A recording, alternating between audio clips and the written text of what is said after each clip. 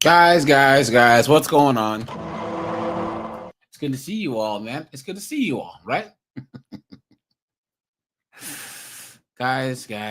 Boy, oh boy, oh boy. Guys, I'm going to drop the link for the Discord people first. We got the first 20 minutes for Discord members, right? So, guys, head into Discord.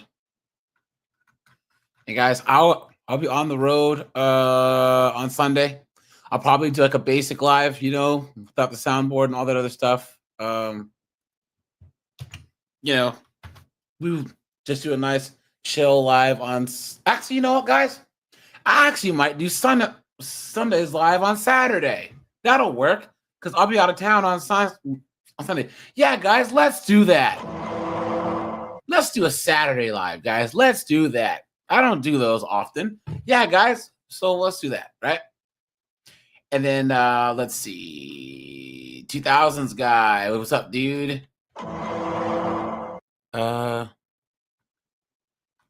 Let's see. Let's see. Hold on, guys. Thanks. Thousands guy says I do good work. He says last year was okay for me. Now, 2000s guy says he lives in San Antonio, Texas. So he says he takes the bus and goes places. And he also said, hold on. Where was it? He said something about driving places, I think. Where was that? Did I miss it? Let's see. Colin, what's up, dude? Not much. How you doing, man? Good, man. Good. Red Door, how's it going? Let's see. 2000s guy, dude. You take a train trip somewhere, bro. Dude, you guys you'd be shocked. I've never taken a train like somewhere, but I have friends who have. Guys, you'd be shocked at how fun a train trip can be. They say that it's a lot of fun, and if you actually get the good tickets, you can stop and see a lot of it. I mean, you can actually see a lot United States.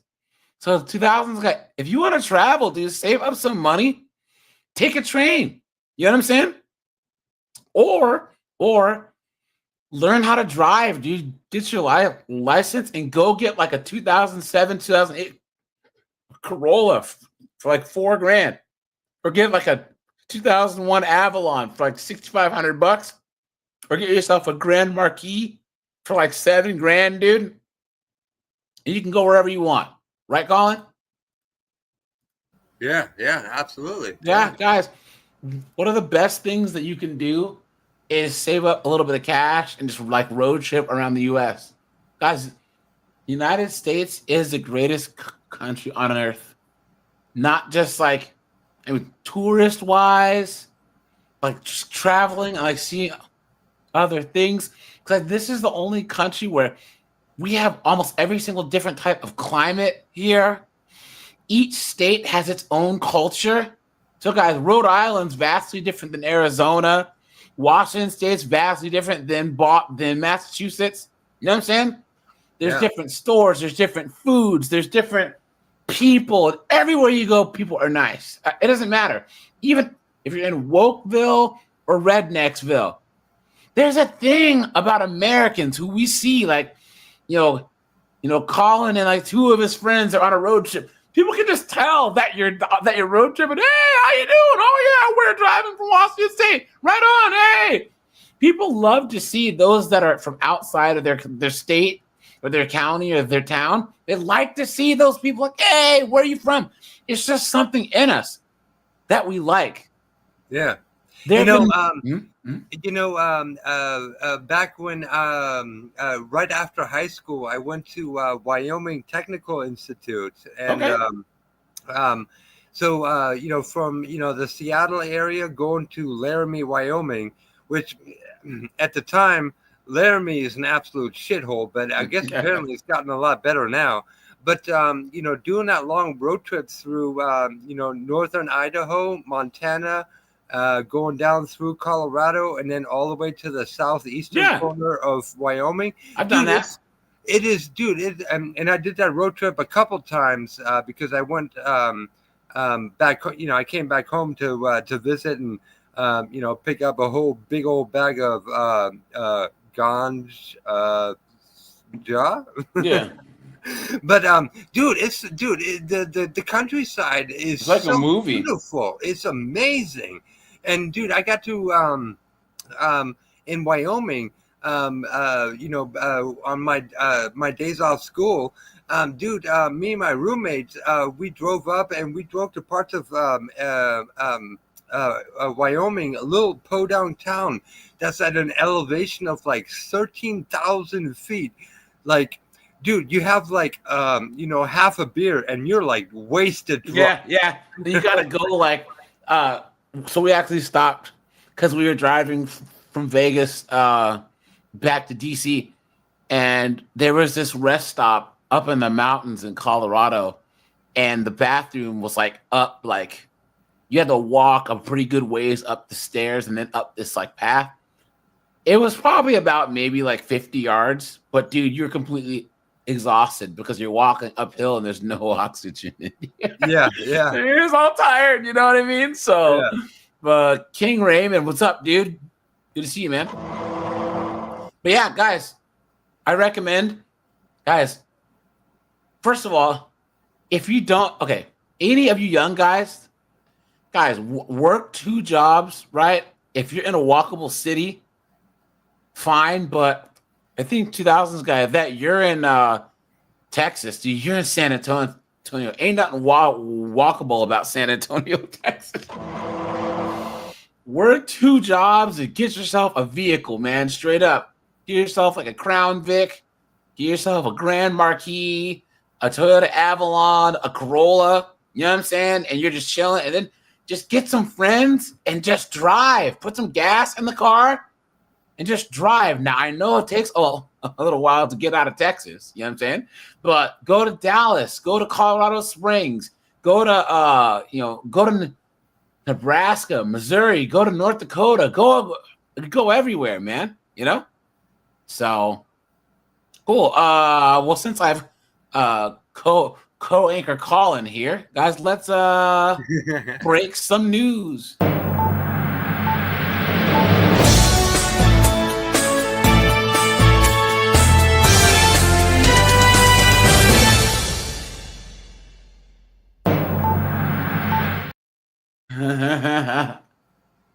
You guys have probably heard this. I haven't reported on this yet. Other news tonight. Amid campaign promises to begin mass deportations of immigrants, the Trump administration has fired a number of immigration judges that would have heard those immigration cases, leading to... Let's go!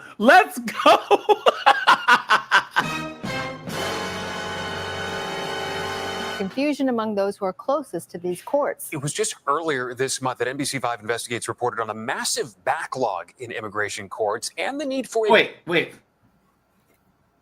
This isn't the latest news. Sorry, guys. I'll have to clip this out. Here we go. Let's do this one. President Trump's immigration crackdown rolls on. Immigration judges are a key part of the process, of course, but several rounds of firings mean there are now far fewer judges working through the case backlog. Sources tell NBC7's Shelby Bremer the latest round of cuts are impacting us here in San Diego.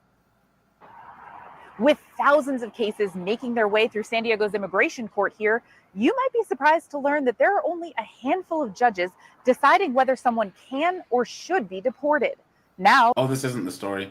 Here's the story right here. Hopefully, here we go. Immigration. You see this yet, Colin? No. Immigration attorneys are calling this unprecedented. 18 immigration court judges fired by the Trump administration, including 2 here in the Bay Area. Now, our investigative team, through multiple sources, confirmed the identity of those 2 local judges. Now, Colin, what do you think that these 2 knuckleheads got fired for? I mean, come on. They were opening the back door, not the back door of the courtroom. Exactly. To work all these illegals straight out, right? Exactly. They were overhearing and approving like an abnormal amount of refugee or like quote unquote asylum cases. Asylum cases. Yes. Yep. Mm-hmm. Their judge, Ela Dice of San Francisco, and Judge Kira Lillian of Concord. The 18 firings nationwide all happened within this past week. The union that represents court judges say at least some of the dismissals were without cause. Local attorneys say they are stunned. Very unusual, even for this president. So in the last Trump administration, several judges resigned because they didn't like some of the internal policy. Christ, that's an ugly woman, right? She looks like Edward James Olmos. that were being put upon them, but we didn't see a large scale firing or veiled threats or memos coming down pressuring judges to make decisions in a certain way that was favorable to the government. And even during the first administration, they were hiring judges, not firing judges. All right, we want to bring in our investigative producer, Michael Bott. Michael, I know you've been working on this. What do we know about the 2 judges dismissed? Do we know if they were fired without cause? So like most of the judges fired since last week, it doesn't sound like either of these judges were told exactly why they were being fired. But it is important to point out their circumstances are a bit different. Judge Lillian, like most of these judges getting let go, is still on her 2-year probation period with the department. So it's easier for the administration to let judges like her go. But Judge Dice is another story. She's been a judge for 8 years and is well out of that 2-year probationary period. So her firing has a lot of attorneys and advocates rattled, thinking that this is just the tip of the iceberg and that more veteran immigration judges could potentially be next in line to get the axe. Now, some of those attorneys that you spoke to say that these dismissals could be related to these particular judges' asylum approval rates. Here we go. They, giving asylum more than compared to the national average. Is that the allegation? Yeah, absolutely. Nobody knows. Told you guys, right? We called it. Yeah, we called it. They just have that stamp, which like, ding, ding, just stamped in. Come on in. You know what I'm saying? They were like friggin' Motel 6. We'll leave the light on for you. Not today. Not today. Nope. Not today, guys. Not today. Because you know why?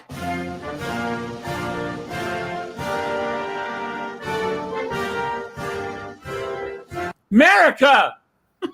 For sure exactly why they were fired, but many of the people we spoke to do believe these firings are politically motivated and that the administration is likely targeting judges who aren't facilitating the president's deportation goals. Now, most of the people in front of immigration judges these days are seeking asylum, and like most Bay Area immigration judges, Judge Dice and Judge Lillian both have asylum grant rates that are considered high, particularly Judge Dice in comparison to other immigration judges across the country. How out of the ordinary is it to have this kind of dismissals, not only the 2 here, but 18 so quickly in such a short period of time? Yeah, absolutely. Advocates and attorneys we spoke to say this is extremely unprecedented. According to many we spoke to, there's actually been a concerted effort in recent years to hire more judges since we have a huge backlog of cases in immigration court. There are 3.5 million open cases, and it can take years for these cases to be resolved and work their way through the system. When I'm in court, I see judges routinely scheduling next hearings for 2-3 years down the line. They even opened a new immigration courthouse in Concord recently to help address the backlog. So this has a lot of people scratching their heads as to why are we now firing immigration judges in the middle of this record backlog? Right. So we have a backlog, and this meaning 2 less in our area is going to have more of a backlog. Is there any suspicion that this could lead, or is there a possibility that with less courts here, less judges, that some of these cases would be moved to a different jurisdiction where it might be more favorable to the Trump administration? Yeah, it's tough to say exactly what's going to happen to these cases. Will they be reassigned to another judge in San Francisco? What we have seen, though, is a number of people who are responding to their hearings in immigration court, have been arrested and detained, and those cases have moved away from San Francisco judges. So we're still waiting to find out what's going to happen with the cases on judges' dockets like Judge Dice or Judge Lillian. But I know... Cooked, guys, cooked. Let's see. Let's see. There's another one here. Other news tonight amid hold on. Immigration This attorneys mini are ICE, calling this. They said ICE arrests tripled in South Carolina. Oh, here's another one here. And then they were saying that most ICE detainments start with traffic violations. 2 immigration judges in the Bay Area have been fired, joining a growing number of immigration judges throughout the country being dismissed by the Trump administration, even as a record 3.5 million cases are clogging the system. Multiple sources have confirmed to our investigative team that Judge Ela Dice of San Francisco and Judge Kyra Lillian of Concord are among 18 immigration judges recently dismissed. We spoke with the director of the San Francisco Bar Association's Immigrant Legal Defense Program to find out what's going on. We don't have a lot of information on the reasoning or why, or, there's no official. This is the other story. Here we go. Court. 8 years as an immigration judge, 25 years of service to the federal government, and she was fired in a 3-sentence email. The Trump administration is seemingly purging immigration. All right, I think that I can guess what those 3 sentences were. You guys ready? Don't let the door hit you. Period. Where the period. Good Lord split you.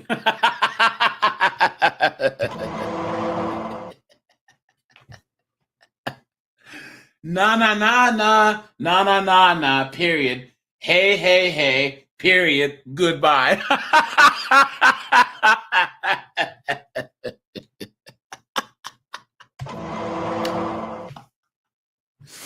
Right? Keep it simple, right, guys?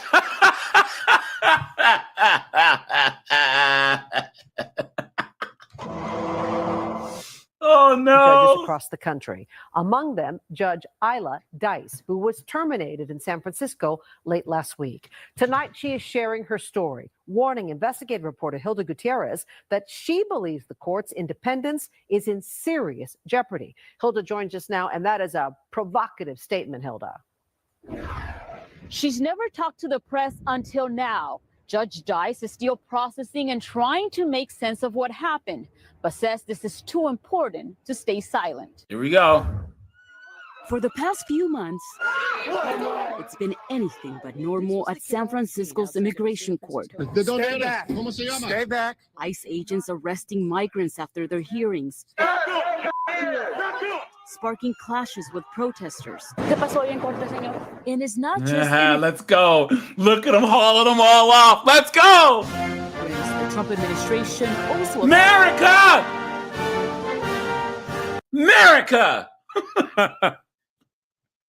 Guys, it warms my heart. It really, really, really does, man. Can you imagine seeing such a beautiful thing, right? Appears to be targeting the judges. Dozens of them have been fired across the U.S. since January. I'm still processing. This just happened last Thursday. San Francisco immigration judge Ela Dice never thought they'd come for her. She has 25 years of service with the federal government, previously working as a federal prosecutor. Dice has been a judge for the last 8 years. I can still say I don't know why I was terminated. I know why I was not terminated. I know why I was not terminated for any lack of ethics or integrity.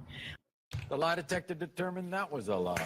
Or efficiency. Is this common that judges get dismissed or let go? No.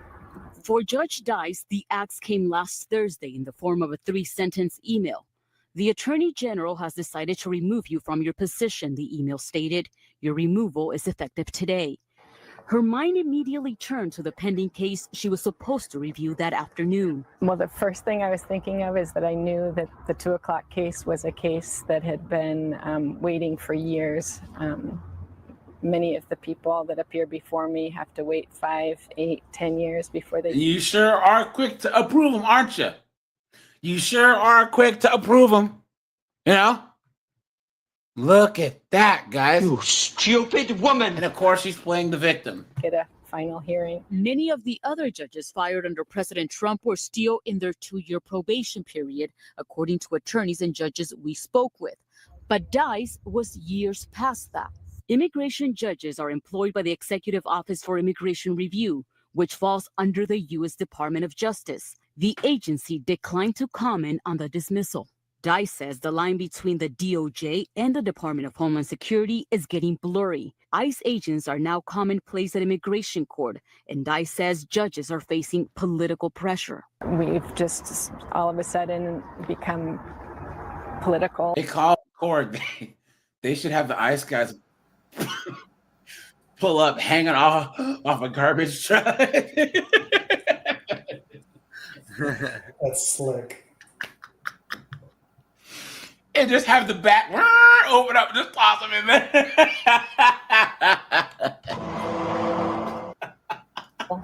Ponds, which is so sad. Would you say there was pressure on you and other judges? Absolutely, yeah. I mean, I've very recently been directed how to rule on motions and how to, which would never even cross our minds before. It seems absurd.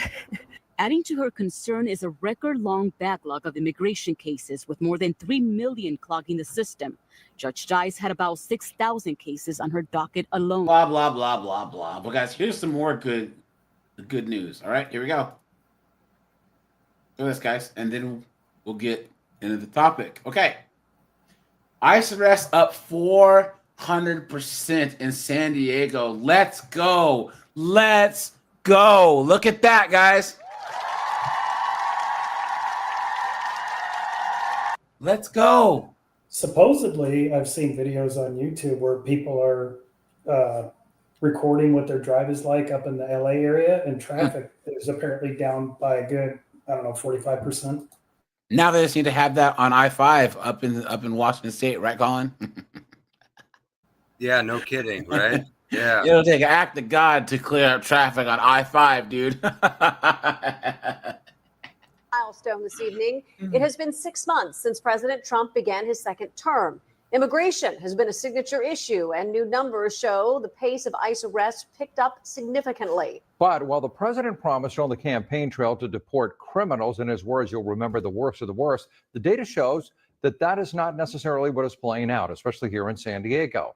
NBC7's political reporter Joey Saftik starts us off with the very latest. During the first 6 months of the second Trump administration, immigration arrests here in the San Diego region. She can get it, you know. She's a little mousy looking, you know. I might tell her my name is Colin before I smash, but hey, you know. She's like all these babes. You get their pilot lit, they can start a leaf blower. Have gone up. Yeah, well, 400%. Colin, he'd give her a pearl necklace, so it's okay. It's all right. You are a gentleman, right, Colin? Giving out gifts on the first date.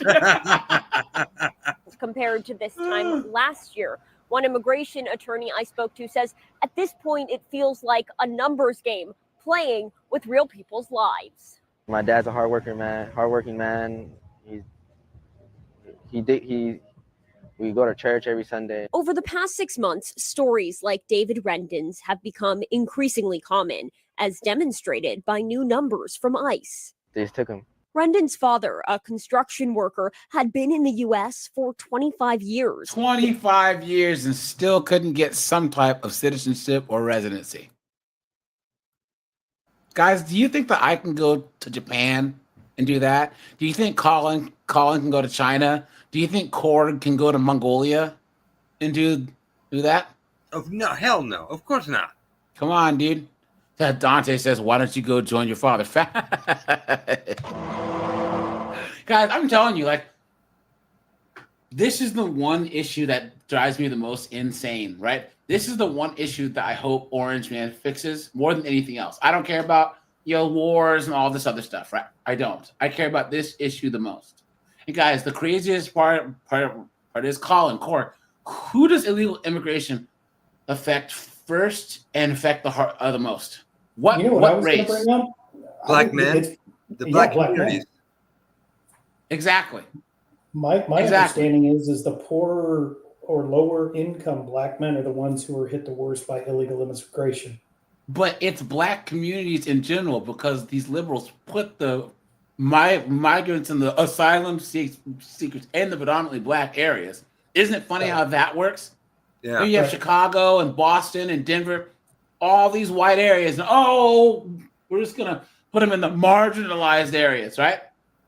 And then if you look at, guys, this is the same as when men were working in certain areas, and then women, they flooded the male part of the workforce, right? All of a sudden, there's twice as many workers, right? Mm-hmm. Instead, wages stagnated. It's the same with, unskilled or low-skilled jobs.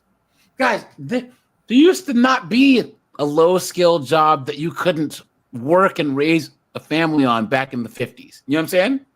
You could be a milkman, a mailman. You could be a friggin' construction worker, or you could work at a restaurant.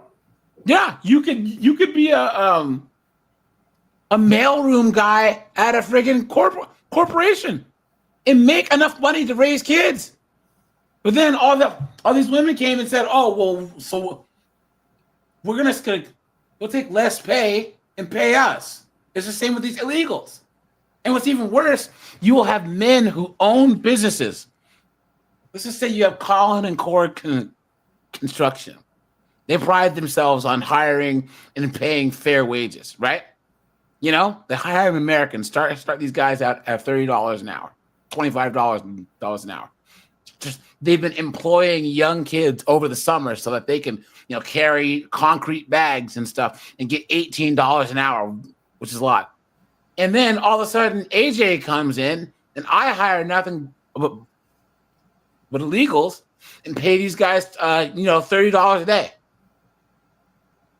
How can they compete with the contracts I can? This is the same as that warden on the Shawshank Redemption. You guys remember?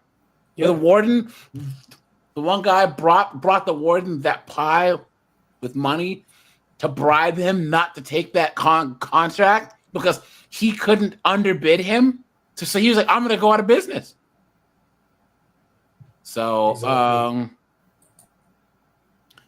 MK says, I've noticed a lot of black simps coming out of the ministry. Do you think that it's a psyop? No. I think it's dudes trying to get laid.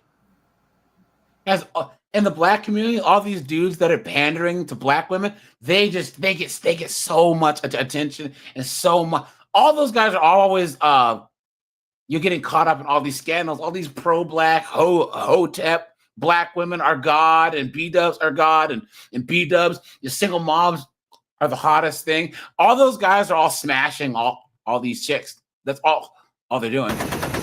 You know what I'm saying? His family maintains he had no criminal record, although no papers. I think it's messed up. They're ripping families apart, taking away the good people. No, he ripped his family apart. He shouldn't be here in the first place. Hard workers.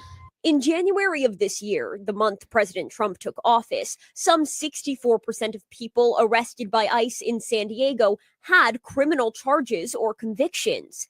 In June, following the administration tripling its arrest quota, 72% of people arrested had no criminal charges or convictions. That's per data compiled by the Deportation Data Project. It's such a drastic change. And really, the only way to explain it is all the administration cares about is numbers. Immigration attorney Andrew Nader says he feels those changes profoundly day to day. What used to be a very routine process now requires me to go with them, to bring memos, to be ready to advocate for them not to be detained because, my client has, 2 children that are about to be released from school in a couple of hours, and she's the only one that can pick them up. And so every case is just an emergency now. And it's not just attorneys who are stretched thin. We're seeing less and less immigration judges trying to handle an ever-growing population within the immigration court system. But Republican political analyst Hector Gastelum says the administration is delivering on campaign promises. He's right. I voted for mass deportations, and we demand for our leaders to put Americans first, regardless of race, color, and everything. Some industry leaders have sounded the alarm about the economic consequences of mass deportations, which caused the president to briefly waver on sweeps at farms and hotels. But Gastelum wants to see deportations proceed full speed ahead. Hell yeah. I did a video on the T app, so that's coming out here soon. You know what I'm saying? That T app where chicks try and put dudes on blast, and Lord knows they're like trying to make stuff up. Because here's the thing, these chicks are trying to use the T app as a dating app. You see chicks, they're like, this is my ex-boyfriend, he's toxic AF. And all these girls like, oh snap, what's his Instagram? So all these toxic dudes, right? They're actually getting hit up in their DMs. You know what I'm saying? It's crazy. Guys, aren't these women just demons? You know what I'm saying? There's a story of a guy, and he said, I'm going to put all the most toxic stuff on my dating app, and he actually got more attention. There's a legal process to come to America. I want for the people to have the dignity of coming to the front door. Meanwhile, Rendon, who's just 17, wants his dad back home. Trying to get him a lawyer and trying to get him out of there as soon as possible. That immigration attorney you just heard from told me part of the reason San Diego is outpacing the national average when it comes to arrests of people with no criminal convictions or charges is because of the courthouse arrests we've seen. People being arrested when they show up for their hearings right here at San Diego's federal courthouse. Reporting downtown, Joey Safchik, NBC7. Guys, make sure to hit the like button, guys. Arrested by ICE who do not have. I'd appreciate that, guys. Hit the super chat button, guys. Thanks for all you guys who donated on the Cash App. I appreciate that, guys. So, what are you gonna say? I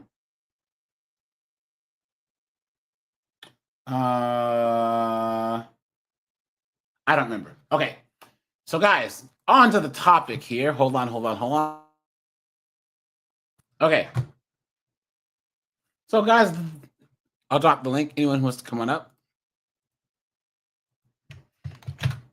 Let's see. And let me pin this really fast. And guys, thanks for being here, man. Thanks to all you guys that were here earlier. R.I.P. to Hulk Hogan, man. You know, a legend. All these knuckleheads are already trying to tear his name down. You know what I'm saying? It's crazy. Oh, well, he said some racist things. He's like a 72-year-old dude. You know what I'm saying? Like, hello, you know? What? Come on, man, you know? And guys, basically the gist of what he said is if his daughter is going to, because remember his daughter, Brooke, she's like tall. She's like 5'10". She's pretty hot too, but if she's going to date a, offensive word that starts with an N, it might as well be one that's like 8 foot tall and makes millions in the NBA.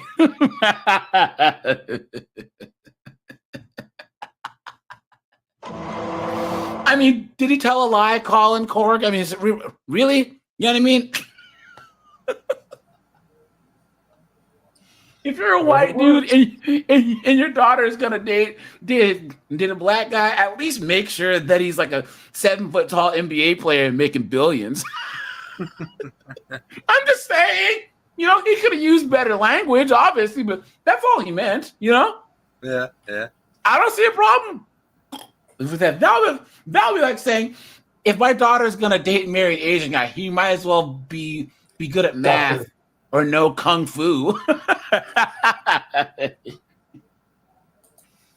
He should be some freaking Jet Li badass. You know? Hey, man, it is what it is. You know. And, yeah. People go, Colin, Corey, what are we? How would things work if they deport all the illegals? What would happen to the economy? Let's find out. How about that? I'm willing to find out. Ridiculous. Those who can't find work would all of a sudden be able to find work. Yeah. And here's the thing, guys. Strong border policy has always been a Democrat position. Yeah. Right? Exactly. It wasn't flip-flopped. Exactly. Yeah. It wasn't until Bobo O'Douche came, got his first election, and no, but even Obama, he was saying that to deport. Because wait, guys, hold on. They were saying that the reason why that the Republicans want open borders is for cheap labor. That's been their Hillary Clinton, Bill Clinton, Biden, and Obama. And they were saying, if you come here, we will deport you. And then all of a sudden, it flip-flopped. Right. Biden, he was the first Democrat in his presidency where he actually said that we're going to let a bunch of people in. And then it flip-flopped. Cord, you were saying? Yeah, I'm sorry, man. I've been watching a lot the last few weeks on some of this, and apparently Orange Man's numbers are well below Obama's numbers when it comes to deportations. Yes. Yep. But because it's such a hot button topic, that's why everybody's up in arms. And some of these videos I've been watching have clips of Hillary, have clips of Obama, and some of the others in the past, and even Bill Clinton saying, nope, we're coming after illegals and we got to get them out of the country. True. And apparently the alligator Alcatraz isn't near as bad as it's been made out to be. And the detainees are complaining that their ham sandwiches aren't toasted. Yeah, but here's the thing, dude. I mean, alligator Alcatraz is better than anywhere in friggin' El Salvador or friggin' Mexico or Mongolia or the entirety of the Middle East, right? Yeah. On Thailand, Vietnam. How about that? Come on. But this has been given optics, and it's the what's shocking to people is like what we're seeing here. Oh, Joe Blow, the immigrant, has been here for 15 years. Oh, they've been here for 10 years. They've been here for 30 years. And like you pointed out, they didn't make an effort to become legal because it was all, and it used to be a joke for years for construction companies and farms and slaughterhouses that, ICE is going to have a raid today and they're going to do catch and release. That's all it's been for the last 35 years that I can think of. I just don't get why we can't have a strong border policy. Every other, except for Western Europe, every other country on earth has a strong border policy. There's countries in Africa that have a stronger border policy than us, guys. You can't just walk into Nigeria. You can't do it. So, guys, let's talk about the topic here, right? Women in corporate America are experiencing higher rates of burnout compared to their male counterparts, and the gap has widened since the cough. Studies show that women are more likely to consider downshifting their careers or leaving the workforce altogether due to burnout. This issue is further compounded by the fact that women often take on more emotional labor and work that's related to DEI, which may go unrecognized, unrewarded. So meaning they do work and they do quote work that no one wants. No one cares. No one cares about the friggin' DEI stuff and the friggin' Hispanic Heritage Awareness Month of foolishness and Black History. Nobody cares, especially the men. We want to be working. All guys, put a 1 if all you want to do is get your check and go home. You know what I'm saying? Look at that. All right, Colin, Cord, what is your definition of a boss babe, and why do you think boss babes are burned out? Colin, you go first. Oh my God, where do I start? Let's see. The boss babe. This is a broad who is a ultra extreme womanist. She is has an absolute strong hatred for men, like extreme misandrist, right? This is a broad who will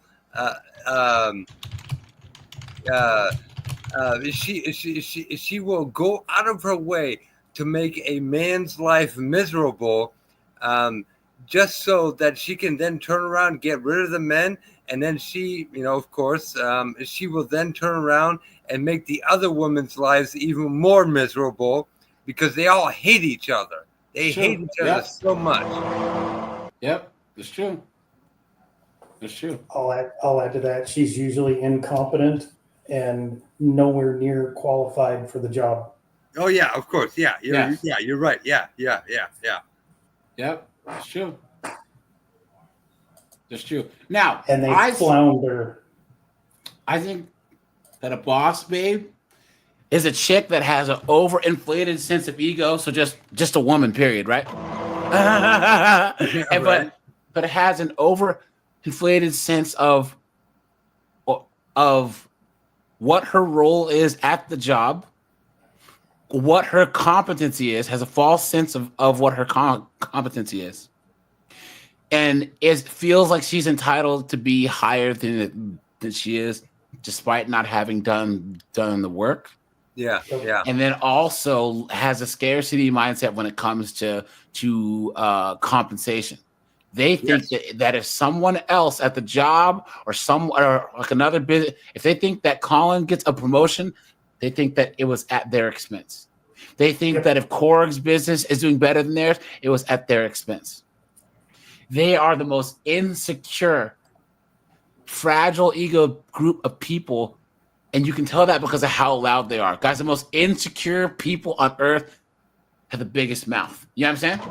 Yeah. Anyone that has to call themselves an alpha or a boss, you're not that. You know what I'm saying? And also, guys, what does boss mean? In order to call yourself a boss, what does that mean? Right? It's in the word you have to be in charge of people. You're the boss. And that's the problem. I'm a boss, babe. Okay, that tells me you're not a leader because there's a big difference between a boss and a leader. That's true. That's true. Because in general, if you're the boss, that means that you are in charge of people. That's how it works. You can't just. Kevin Samuels had a live stream where he was saying, "Why do women call themselves these grandiose titles like boss and queen and diva?" And this lady goes, "Well, because she's the boss of her own self." Right. So she's an adult then. Right. Wants all this credit for it. Yeah, these broads, they want the sense of authority, but they don't want the responsibility of leadership. Yes. Yep. That's true. And then they don't want to conform to the standards of a job. They want the job to conform to their standards. Yeah. So they see all the other lawyers at the firm that are working 70 hours a week and think, this isn't fair. I'm burned out. I shouldn't have to work this. Well, then why did you get the job in the first place? Why did you become a lawyer and then try and say, well, I should be the one lawyer who doesn't have to work 70 hours a week? And here's the thing, guys. This is the same as these WNBA players talking mess where they think that they can beat male basketball players. Guys, give it to them. Let them play. You should actually let a woman's team play a man's team. No one's going to do it. Yeah, no them try to guard a guy. Yeah, in the same way that they say, why is it that the traits that are masculine are, if you're like in the C-suites or if Colin runs a freaking construction business, he's in this dog-eat-dog world of capitalism. He has to work. He has to be assertive, be dominant, be organized, right? Well, why don't we try and make a business based on feminine traits? You think that'll work? You've been had. You've been took. You've been hoodwinked, bamboozled, led astray, run amok. Every time they've tried to do that, guys, every time that they've tried to make a business based on women's traits, it's failed. Matter of fact, guys, they even had they had that island retreat. It was like an anti-man's island. Hold on. Yeah. Women's no man island retreat. Let's see. Here you go. Super She Island, Finland's private women-only paradise where men aren't allowed. Right? So like, yeah, it's gonna be awesome, blah, blah, blah. It failed. It closed down. It didn't even last a year. Absolutely insane.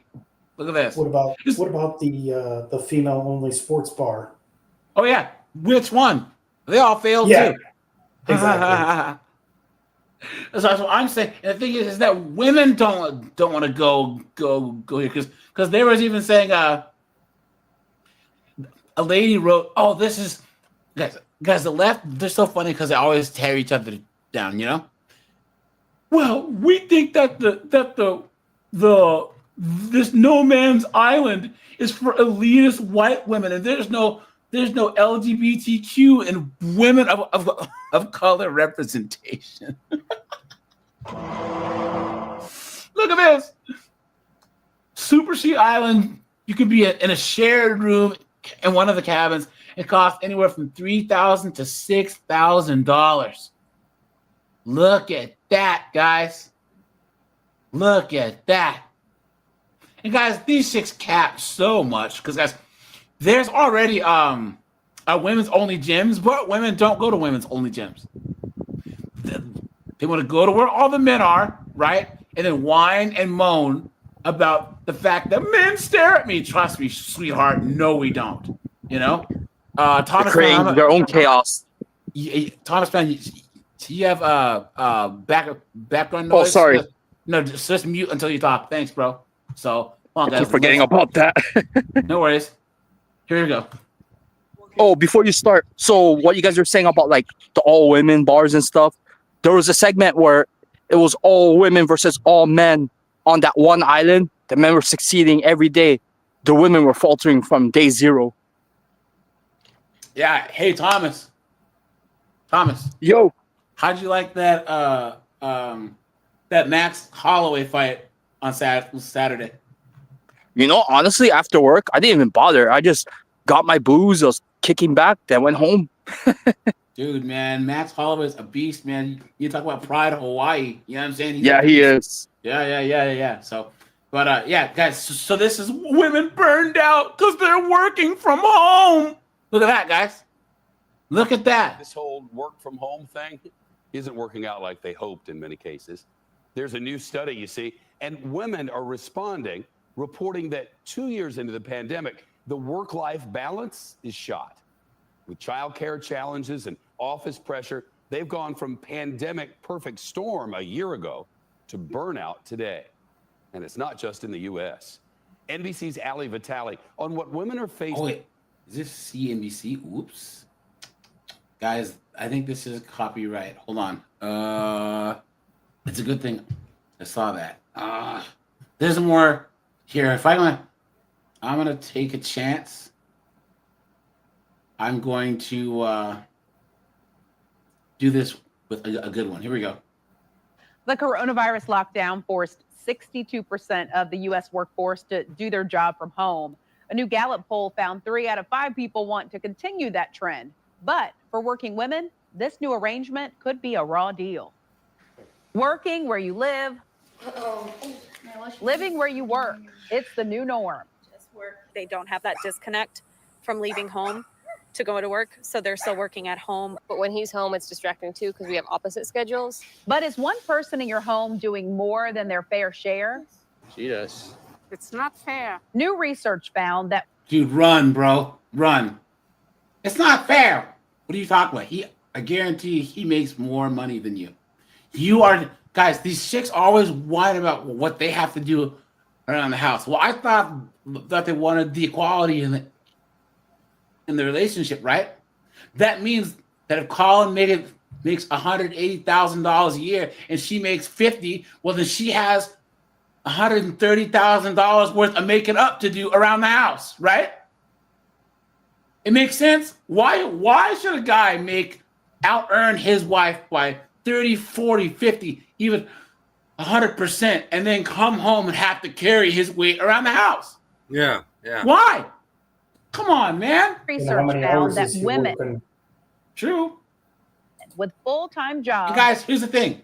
a partner, and children are spending 71 hours a week on childcare, elder care, and household chores during the pandemic.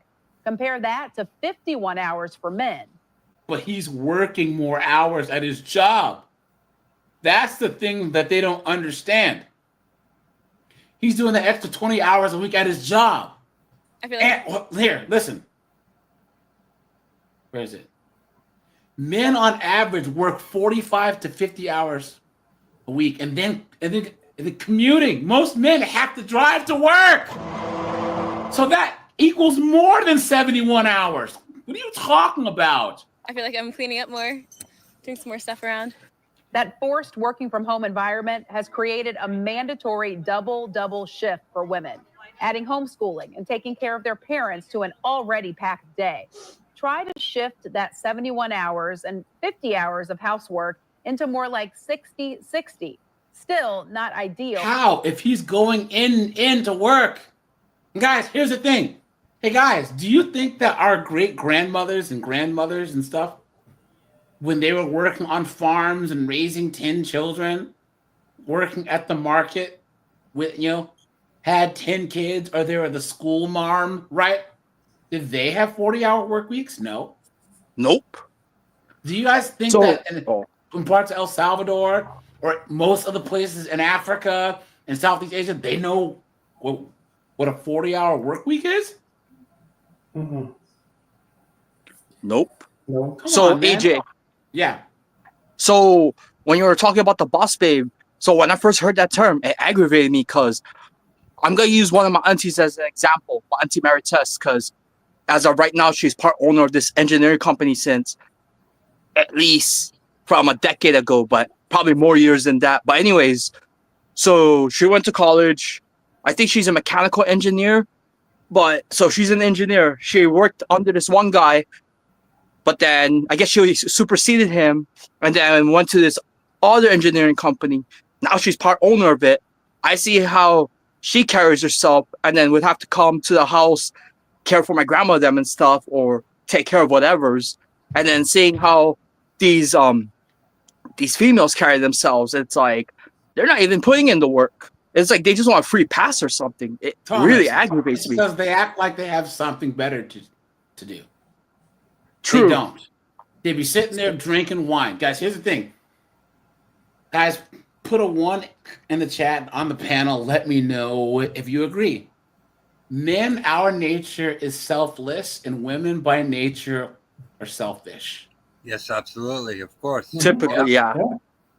And the reason why the majority of women are selfish is because they have to be, because they have to protect themselves and their children. Yes. Right? Meaning a woman... Their children some of the time. Yeah. But historically, modern women are different. And I'm getting that here in a second. A woman had to be selfish and think about herself and say, I need to get the best guy possible. But best used to be the most reliable guy who had a good character, who will bend over backwards to take care of his wife and kids. Not he has to be 6 feet tall, the 6 pack, and blah, blah, blah, blah. Best meant the person who will protect for them and provide for them. Best meant like a guy who is an F-150 or a Camry, reliable, right? Dependable, right? Now all they want's the Ferrari. We all know Ferraris look good and sound good, but they break down, right?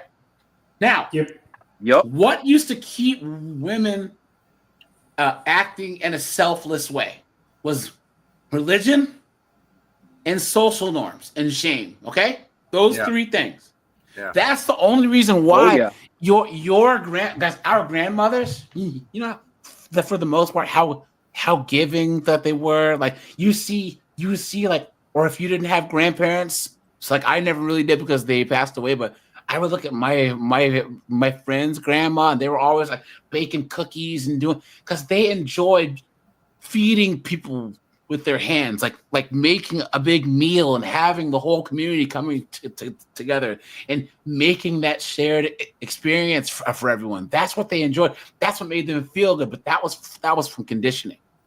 That was because back in the day, people were more religious, and they were more told to do certain roles, to where these older women, they would never think about sacrificing their family for their happiness.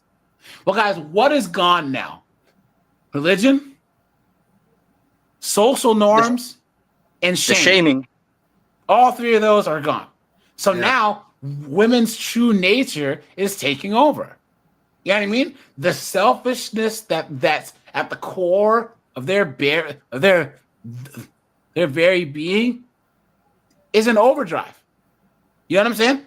Yeah. And this is how we ended up where we are. These women who they're complaining about having to take care of their kids. They're complaining about having to take care of their aging parents. You think that women in like Southeast Asia and in parts of Eastern Europe and in the Middle East, where they're more traditional, they don't complain about this stuff. I have a lot of friends of mine that are Ethiopians, that are Romanian, that are Vietnamese. You don't ever hear those women whining about stuff because they consider it a privilege to do this, and they get social status in the community for doing this.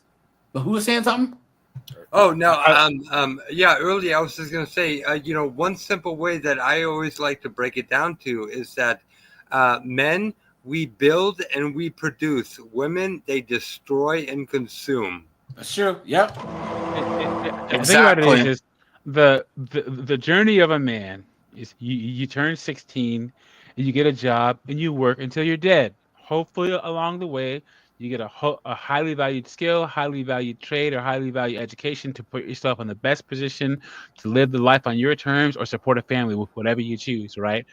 And if you choose to have a family as a man, like most of us, we're just gonna give for community and family our whole lives. That's it. Yeah. Yeah. Women, they're not. They think that they're ready for the journey of a man, but they're not. They don't want the smoke. Women can't give for others long term. They just can't do it. Men are benevolent. That's how we've gotten this far. Men have sacrificed our emotional, physical, mental, monetary health for God, country, community, family. It's how we've gotten here. Women don't want that smoke. And also, one last thing, this boss babe feminism thing's a one-way trip. It's one way. You no take backs. If you try to take it back, odds are it's too late. These women have some lifestyle that they can't leave behind. You know, bastard kids that they having to end up trying to feed. It's a one-way trip. Yep, that's true. All downhill. And now the economy is the way it is, right? They're like, oh wow, I'm so burned out and I'm broke and da da da da. Well, they made it so that we have a 2-income household requirement now. This is their fault. And guys, here's the thing: us men, we will be just fine. We will be just fine. You know what I'm saying? Us guys, we're free. And guys, I keep saying this whole stat about, well, married men tend to make more than single men because they have to pay for a wife and kids. What kind of stupid stat is that? That'd be like saying, well, Colin lives in LA and he earns more than Cora, who lives in Mississippi. It's cheaper to live in Mississippi, you dummy. So you don't have to make as much. Yeah, yeah. The other thing that always irks me is how they whine about childcare, but they demanded they had to have kids. Yep. Or like, I hate that stat where they're like, "Oh yeah, married men live longer," but what kind of life do you want to live? If you're with some shrew of a wife who treats you like garbage, do you really want to live an extra 5 to 6 years with that woman in your house? No way. It says married men may earn 10 to 20% more than their single counterparts. This one here says that married men make 10 to 20% more. But here's the thing. They have less to show for it because she's too busy blowing through all that money. Thank you very much. What a paradox. Thank you very much. Yeah. It doesn't make any sense. Been there, done that. This one here is saying, on average, married men make $30K more than single men and all women at peak earning years. So here's the thing. Once again, it doesn't matter because Colin can have a nice, small, 3-bedroom house, just chilling, right? If he was married, then the wife's going, I want a 4-bedroom house and I want to live in the nicest part of town and I need a new car. And whereas now, Colin can live in his house, have it the way he wants, drive a 7-year-old car, not have a car payment. What are you talking about? So stupid. So, AJ, sorry to cut you guys off, but you just brought up a very valid fact to me. It didn't cross my mind till just now. Like, it makes me happy being single because with the place I'm at, well, I live with my mom and dad, but should it ever be passed to me, I don't want it, like, hypothetically, I'm with somebody and then they complain about my place because then that's going to be an insult to my mom and dad who busted their back for this place, Yeah. Mm-hmm. Yep. Here we go. Burned out than ever before. And a new study found that more than 40% of working women feel burned out, and rates are significantly higher than men. Yeah. So why does Could it be because men know that work is work and we have to work or we're homeless? What a joke. Guys, the entitlement. Oh, Thomas Brown is new. Doug MPA is new, and Snowboard. Guys, so define a boss babe and then describe why you think they're quote unquote burned out. A boss babe is a woman who thinks she has a career but she has a job. She's usually obsessed with status and power more than actual compensation, like money and stuff. And competence too, yeah. Yeah. A boss babe tries to emulate all the worst parts of men in the workplace and in business. And then what was the last part of the question? Why do you think they're quote unquote burned out? Because being a man is hard. And they think that they want the smoke, but they don't want it. And because all women, especially if they're decently attractive, know that there's a way out. Remember, success is mandatory for a man, but optional for a woman. Facts. And women reserve the rights to change their minds about anything. Consent, their careers, everything. Women reserve the right to change their minds about anything. And here's the thing, guys. If you choose to date or marry, you got to put yourself in a position where you can pay 100% of the bills, because even if she's 50-50, there may come a time where she changes her mind and you may have to pay 100% of the bills, and she'll get upset at you for not being able to put her in the position where she doesn't have to work, or she can work less. Yep. It's true. It's very, very, very, very true. Okay, here we go. Successful, smart, capable women feel like they are just apparently they aren't as smart and capable if they can't find a way to work and not get burned out. Guys, I know, guys. I guess you can call YouTube work, because I have a full-time job on top of this, right? And you guys see that I'm live. What? How many hours a week am I live? Let's see, 9. Like 12 hours a week. at least, right? At least plus making videos. So let's just say I do 20 hours a week doing this, right? Let's just round it up. That's 60 hours, and still, guys, this is nothing. You know what I'm saying? Like, really, and then going to the gym, you're doing other things. So I don't know what they're talking about. I know lawyers who work 75 hours a week. I know construction guys who work 6 days a week, 15-hour days, 16-hour days. Hard labor, and they're not complaining about burnout. Who are you saying, Tom? So I think they're feeling burnt out. So with the whole boss babe stuff, like they're conned by they allow themselves to be conned by social media to have this facade given to them that, oh, you could be this, you could be that. But it's like, oh, it was a handout for them. And then when reality hit them and they realized they had to actually work, I think that's part of the burnout. So as a joke, I know the solution they could use to fight the burnout. Vodka. Well, that's what they're doing, right, guys? Matter of Nice. fact, guys, well, I'm going to do a video. It helps. I'll give you guys a sneak peek. Exactly. On the alcoholism video, because I haven't done a chicks or junkies or chicks or alcoholics video in a while. So I'm working on one now, but I'll preview some of the clips. Because, guys, we all know that these 304s are abusing alcohol. They're smoking and vaping more. They're on psychotropic drugs, right?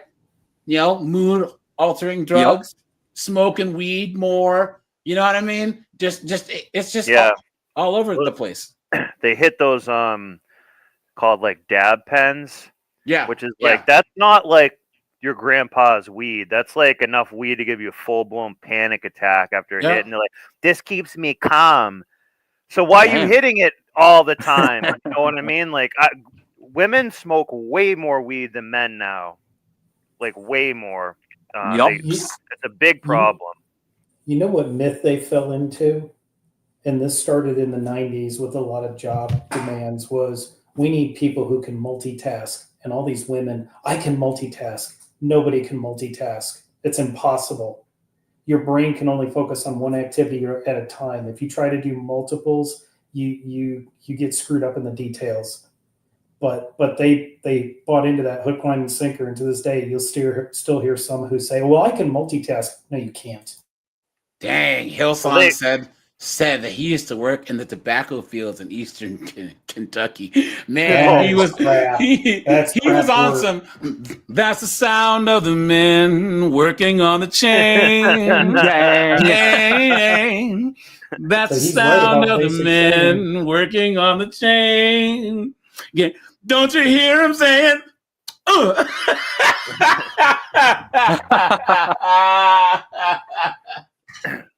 The only multitasking. He was on that, guys. Wade in the water, singing old slave spiritual hymns out there. Oh man. Oh, who was saying something? Oh, snowboard. What do you think? The only multitasking that they do is like lying to multiple guys at once. Facts, that is multitasking. Yeah, or with toys. The only multitasking that these chicks do is when they got that train ran on them in college. That's the only business they conduct. The Bonnie Blue treatment that they can conduct. Yeah. What do you? Isn't it funny that you say like you're going off the rails, but you're getting railed? That's like a joke that they say.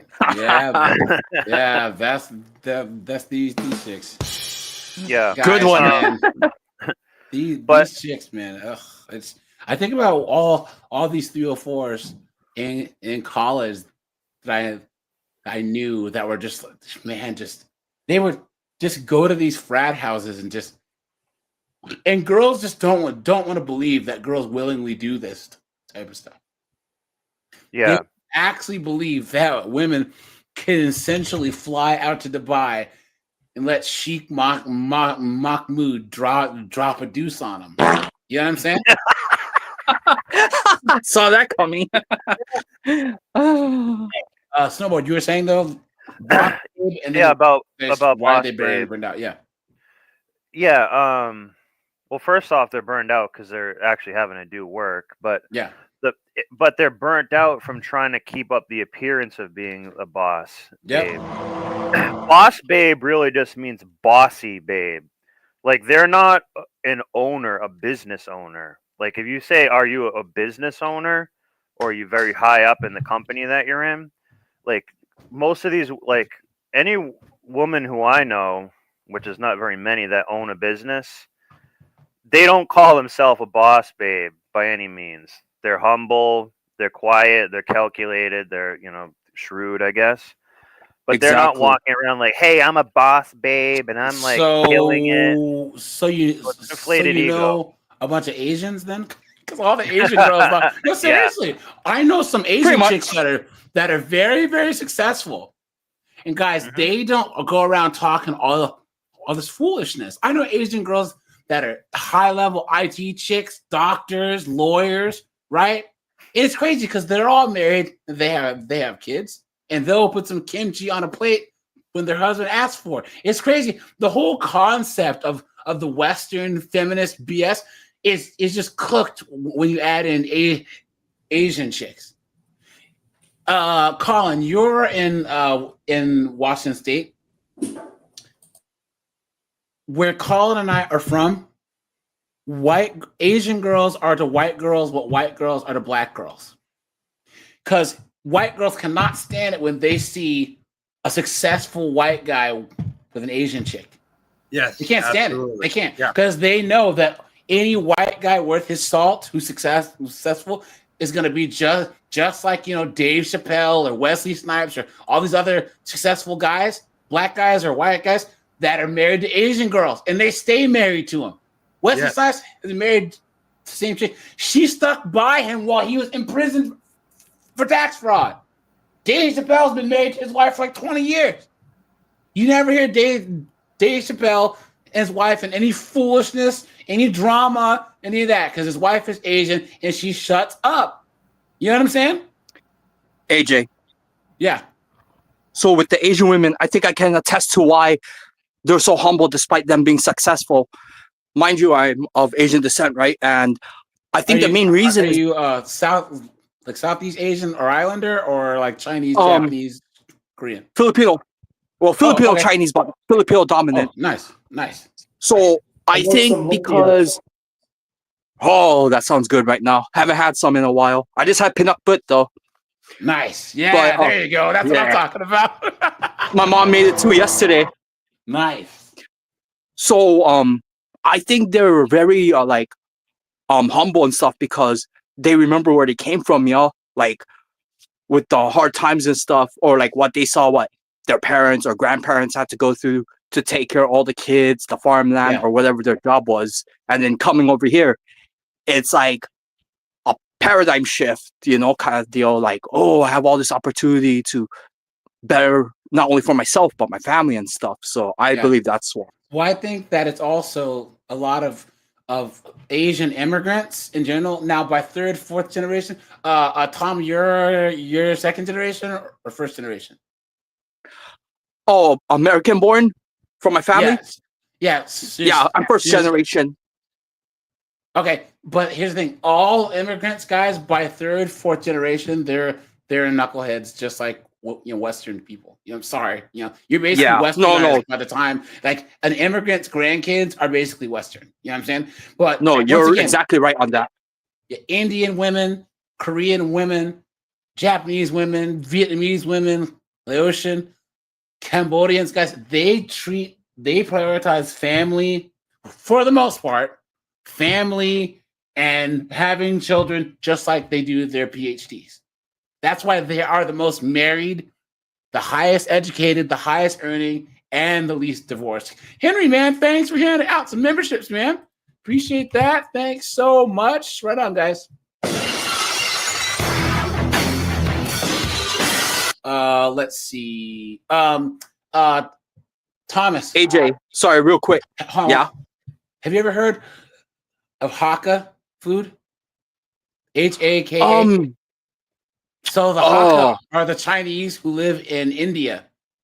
And their food is off the chain, dude. Just find an Indian place that has Hakka noodles. It's a style of cooking, so it's like a blend of Chinese food and with Indian spices. And anywhere that has Hakka noodles, but you can find Hakka restaurants, but usually you can find like at a kebab place, whatever, they'll probably have Hakka noodles because it's so popular around like India and Pakistan now. But it comes from the Chinese that live in India, and their food is off the chain, dude. Let's go. I gotta see if my dad can make that, because my dad, he's a chef, right? Oh, and nice. Yeah, so I think it was like the year of the fire. We went to Oahu to visit my family and celebrate my mom's birthday. Like all the Filipino food that was made was by my dad. My grandma tried to help out, but my dad's like, no, Ma, I got it. Just spend time with the family. And mind you, he's white. So he picked up real quick. But yeah, another thing too with my family, because my great grandfather, my grandma's dad, he was actually killed in the Korean War, and I'm sure some of their descendants, they had to go through like the death march and stuff. So I think that really strengthened them and stuff, especially when they came to America. Yeah, I know that what was it? I'm gonna say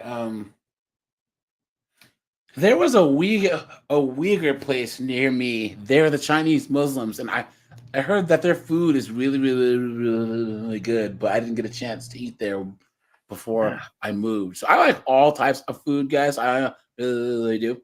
And I think that guys always try different foods. It's always something fun to do. Snowboard, you were saying? Exactly. I forget what I was saying. Yeah, me too. I think I might have covered it. Yeah. Yeah. These days. Well, let's go ahead and get some answers. Joining us right now is one of the study authors, Dr. Daria Long. Daria, you can tell this chick hates men. You can Yeah. tell she hates men, dude. Yep. Dr. Long, thanks for being with us. Of course. Thank you so much. Good to see you both. So let me ask you something. What inspired you to do this study to begin with? Though I can think of 1,000 reasons out there right now. Yeah. So 'Cause she's one of insane. the chief things that I do as an ER doctor is helping defeat misinformation. And I was looking and writing articles on it, and I realized that actually burnout is one of those places that we have a lot of misinformation too. So many anecdotes, people are miserable, but actually a lack of data of what we can do about it. So we decided to go get that data ourselves. Okay, so Dr. Long, most people think of work as their main cause of burnout. Is there any truth to that? Well, work and burnout originally originated from coming from work. That was where the concept originated. But what we really found— Then you added women in there, and they started throwing in everything else. Especially for us women, you two ladies know we don't just wear one hat of work. We wear a million different hats every day. Neither do men. So men do that too. So do men. Look at that, guys. Look at that. Why are they so dumb? You stupid woman. That all of those things interact. That's why women should be like men. 87% of our women who responded said And they asked for this, guys. They asked for it. They never feel like they have enough time to get everything done. And as one of the respondents said, she said, I take care of my family, I take care of work, I take care of my parents. Who is looking out for me? You are. You looks are, out and for everyone men? else around you. Yeah. We do. Guys, they're so selfish. They're so selfish and self-centered. Absolutely insane. Guys, women now have it easier than ever. I told you guys, my mom is one of 12. Her mom had to raise 12 children. And she lived in the Jim Crow South. What are you talking about? I found out my mom's dad is one of 20. 20 children. Oh my God. 0. I was like, Wow. Mom, that's bullshit. She said, no, 20. Guys, if you're ever in Selma, Alabama, I am related to half that damn. Jeez. I can't throw a rock without hitting a cousin. You know what I'm saying? But you didn't hear them whine and moan and complain because, guys, that was their role. That was their existence. That's what that was their purpose. Now women say, guys, you guys ever work on a group project in school or at work, and there was that one negative Nancy that was always shooting down everyone's ideas? Yeah. Colin goes, let's try this. Oh, no. Cora goes, let's try this. No. Thomas says, let's do this. No. It's like, well, then what do you want to do? No, I don't know. Then shut up. Right? Yeah. These women, they don't know Exactly. what they want to do. They just know that they don't want to do what's good for society. They don't want to do they don't know what they want.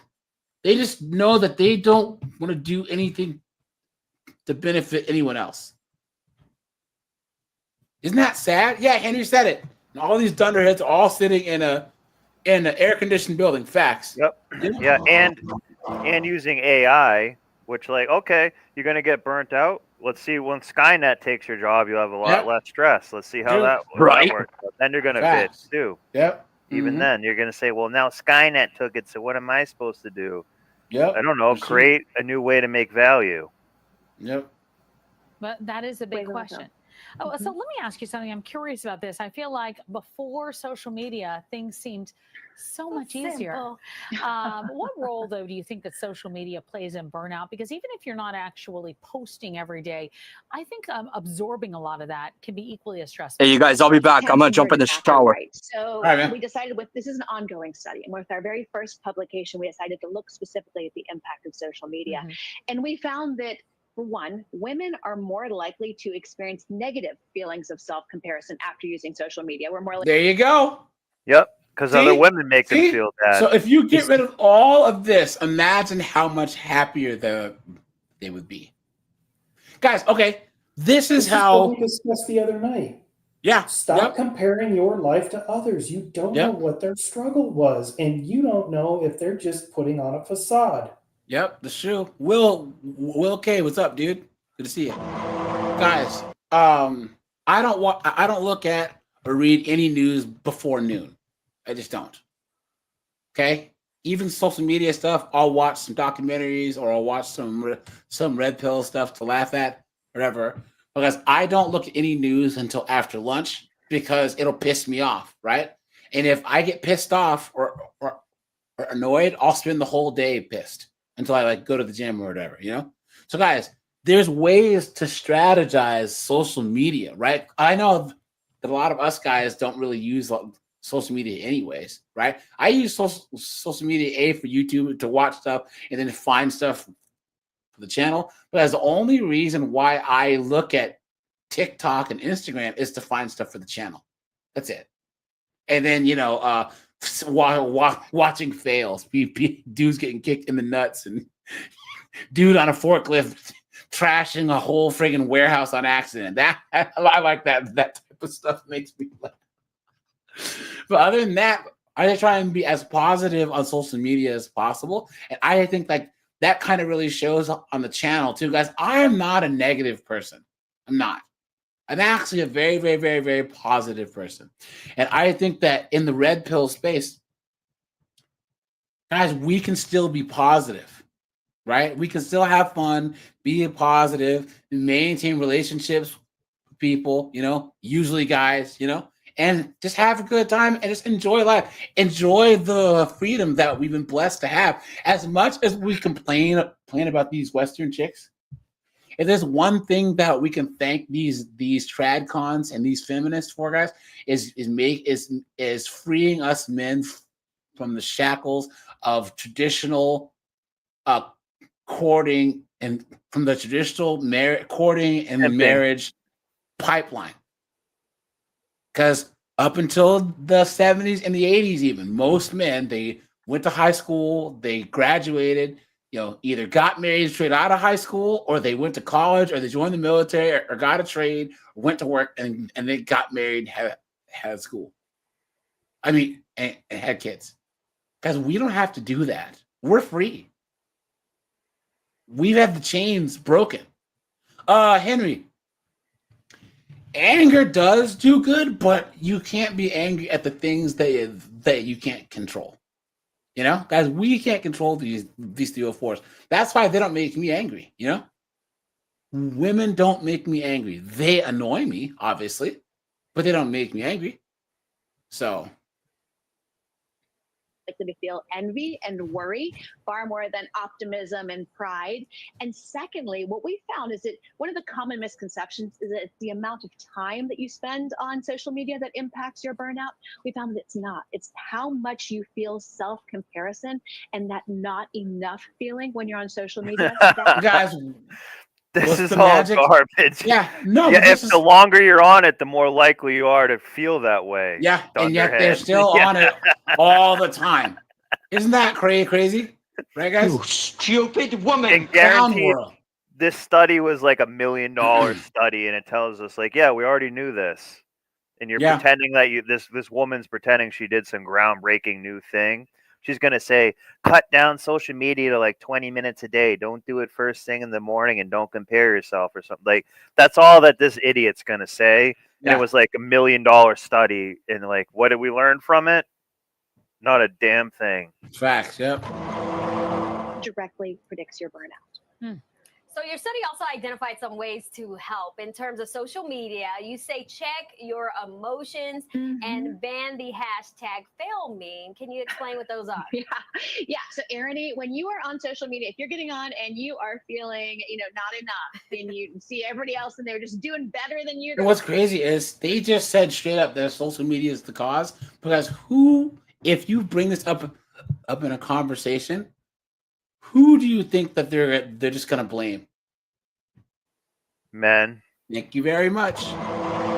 King Groove TV. Nice name, dude. What's up, man? Looking better than you, and their family always looked perfect at the same time. We need to realize we have statistics behind it. It's not you, it's the algorithm. It is programmed to make you feel that way. So one, if you consistently feel that way, unfollow those accounts that make you feel that way. Follow the way. Yeah, she thinks that women are gonna do that. You've been Yeah. You've been took. You've been hoodwinked, bamboozled, led astray, run amok. Right back, guys. Ones that make you feel Hold on. empowered. And secondly, I want to ban this whole hashtag of mom fail or hashtag, life fail, because it implies that you didn't reach some ideal. How about we just say it was a regular mom day or a regular life day, and that becomes okay, not the extreme that we think we're missing and judging ourselves against that. Oh, so true. So you talk about another solution to fighting burnout. That's to get out of the doing it all mindset. I feel like that is a tough one to unravel, right? Man, Tamsin, you're so right. And so 82% of our respondents said they felt that they should be able to do it all. 7% of them said they felt that they actually could. And we realized it's not one single factor that's causing all of our burnout. It's that gap, the difference between what you think you should be able to do and what you actually can. So that actually gives us some good information, because it now means it's not a failure of my part. It's that my gap is too high. So now we can, and we do that with our information and our content, is say, look at all the things that are in your shoulds. Some of them are very real. Some of them are not. How can we decrease those shoulds or increase your resources? It gives us a new framework to think about it, to take out the judgment. Yeah, I think something that works for me is just figuring out and being able to identify when I'm just doing too much and I just need to cut back on things. All right. Yes. So finally, you say some women feel like addressing burnout at work makes them look weak. So what do you say to someone who thinks that way? Because it does. So How's this dunderhead gonna This, say discount Candace what's real Owens. Yeah. and what's not real when she's not even wearing her real hair, right? Come on, dude. What are you talking about? I think that many of them are absolutely right. It really depends on the culture of your work. Some of our respondents, one of them had responded saying, thank you. You actually gave us a new language to discuss this at work. So we're going to be coming out with a lot. She sure does think she's important. Yeah. Doesn't she? All of this stuff has been studied in a really great book called The Coddling of the American Mind. It's like it's a really awesome book you guys should check out sometime, about social media, how it impacts people and it's a really awesome book. Awesome. Yeah. You know what the precursor to that was? So-called reality TV. Remember those two idiots, John and Kate, And oh, everybody's enamored with John and Kate, and oh, look at their perfect life. And then he found out what a witch she was. Yeah. It's foolish to compare yourself to other people. Yep, that's true. And guys, here's the thing. Pocket watching is like the worst thing that you can do. Guys, guys, put a 1 if you agree, right? Why would you pocket watch other dudes? Now, I can compare myself to, say, Colin's success or Korg's success or something, because to motivate myself, right? Guys, okay, these are the types of friends that you should have. Guys, always surround yourself with positive and progressive people. And what I mean by progressive is people that are progressing in life, not progressive politically, right? Guys, my friend John, we've been best friends for like 25 years. Every time that I call him, or he calls me, I know that he's doing better than the last time that I talked to him. You know what I'm saying? Guys, he's a millionaire, and that motivates me to do better. I'm not gonna be like, man, fuck you, man, ain't shit. You know what I'm saying? But you see all these young boys raised by single moms, and they hate on their friend's success, just like chicks who hate on their friend's success. You know what I'm saying? So frustration and confusion this evening for many Howard University students and families. Those students tell News 4 shortly after HU transitioned to a new student services platform, many of them were hit with big bills. Yeah,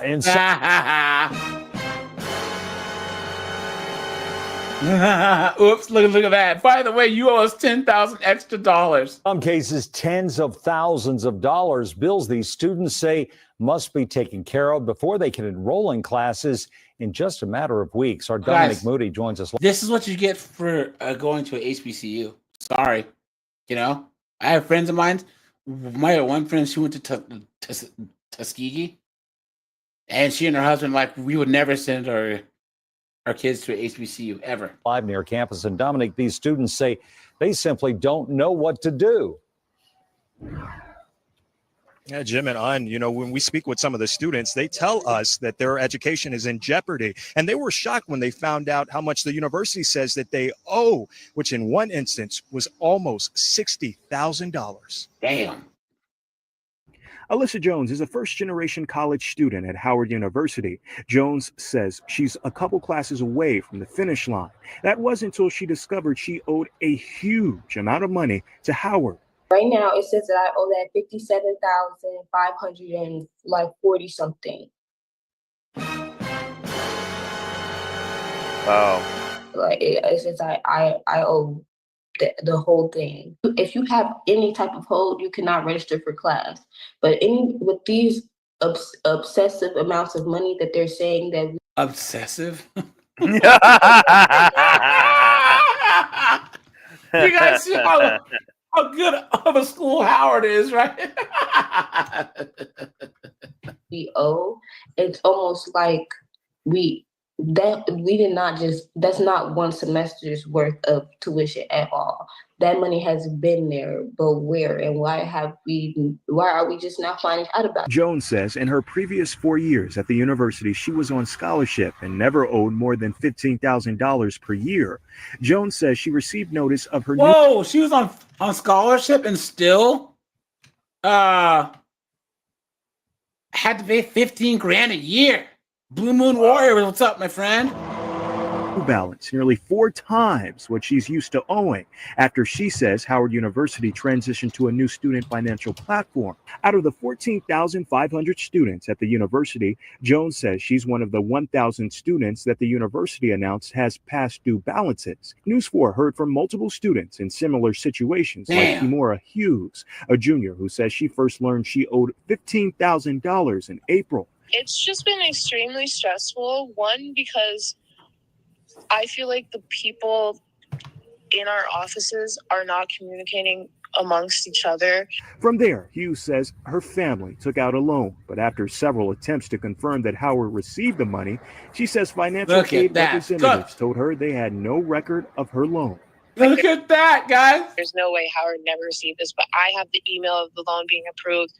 It's not clear when Howard University launched its new student platform. News 4 reached out to Howard University requesting an interview. We provided a list of questions about the concerns raised by students, including the new... Cooked, guys. Cooked. They should be demanding an audit of their account. That's where they're going wrong.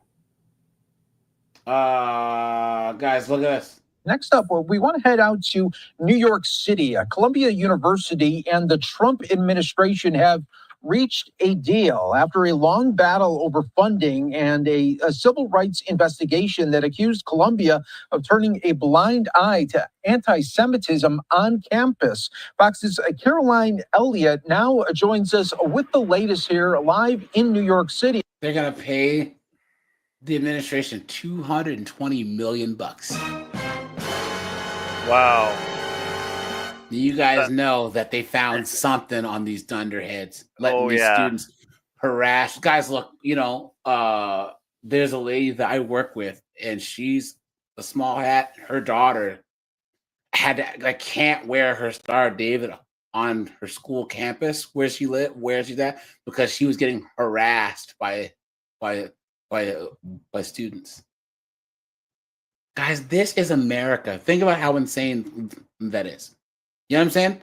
Hey guys, so you don't like what's going on over in the sand, so you're going to go and harass people here? How does that work? You know what I'm saying? Morons. And Caroline, this amount agreed to is in the millions and millions of dollars. Hey, Colin, did you leave cab fare for this chick? She was at your house last night, She's almost AI looking.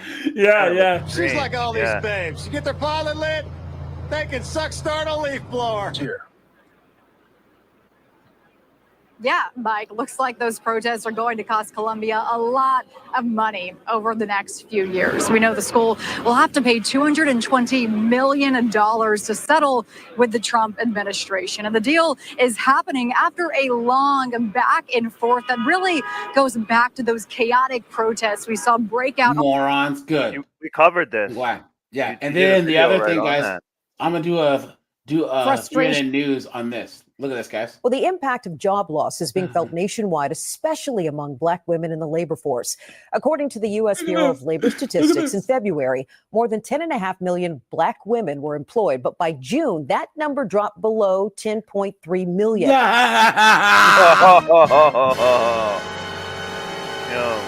Look at that. Yeah. Look at that. Right? I thought that they were all strong and independent, right, guys? Yep. Look at that. I am woman, hear me roar, in numbers too big to ignore. Look at that. Look at that, guys. Look at that. Back to the streets they go. Streets. I'm a bitch from the streets. I get that money. I get that money. Bitch, give me what you got. Many Black women are starting their own businesses now. We've had this administration, please, come on. Lie detector determined that was a lie. Look at that. Guys, Orange Man wants you to own your own business. I don't know Yep. why they're complaining about that. He wants you to have your own business. They are a lot of these are from federal layoffs. Yeah, good. Because a lot of B-dubs work for the federal government, and the federal government, they laid off contracts, HR, and admin. So it's not like these B-dubs were all scientists or you don't say. lawyers or any of that stuff. So That's a loss of more than 300,000 employees in just months. Some of that job loss can be attributed to cuts in the federal workforce and the dismantling of what did I say? didn't notice.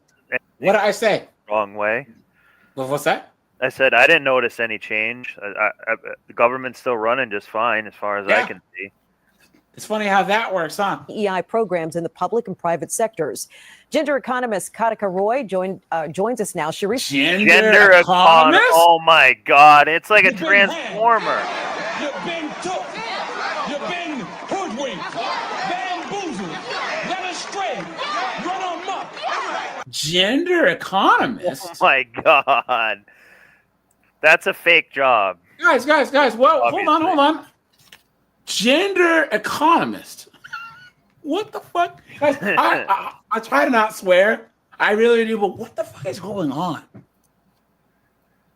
how? God, my brain can't even compute what that means. You know what I mean? Look at this. Recently wrote an article for MSNBC that examined Black women leaving the labor force, and she joins us now with more on what she found. Thanks so much for joining us. Thank you for having me. 300,000 Black women leaving the workforce in 3 months sounds like an alarming number. How and why did this happen? And why do you say it's not a coincidence? Well, the job cuts, yeah, it's a good question. So Listen to her voice. Well, the job cuts off. if we take a step back, this is an economic alarm bell. You know, the primary piece that we are seeing is the federal job doesn't even know cuts what you're and the talking agencies that were actually targeted for those cuts, which such as education and healthcare, which are predominantly employed Black women. So, for instance, if you look at women's labor force participation and the percentage of Black women in the labor force, they make up about 6% of the labor force, but 12% of federal jobs. Look at that. Wow. And we've certainly seen that loss, and we felt that loss locally for sure with the federal reduction.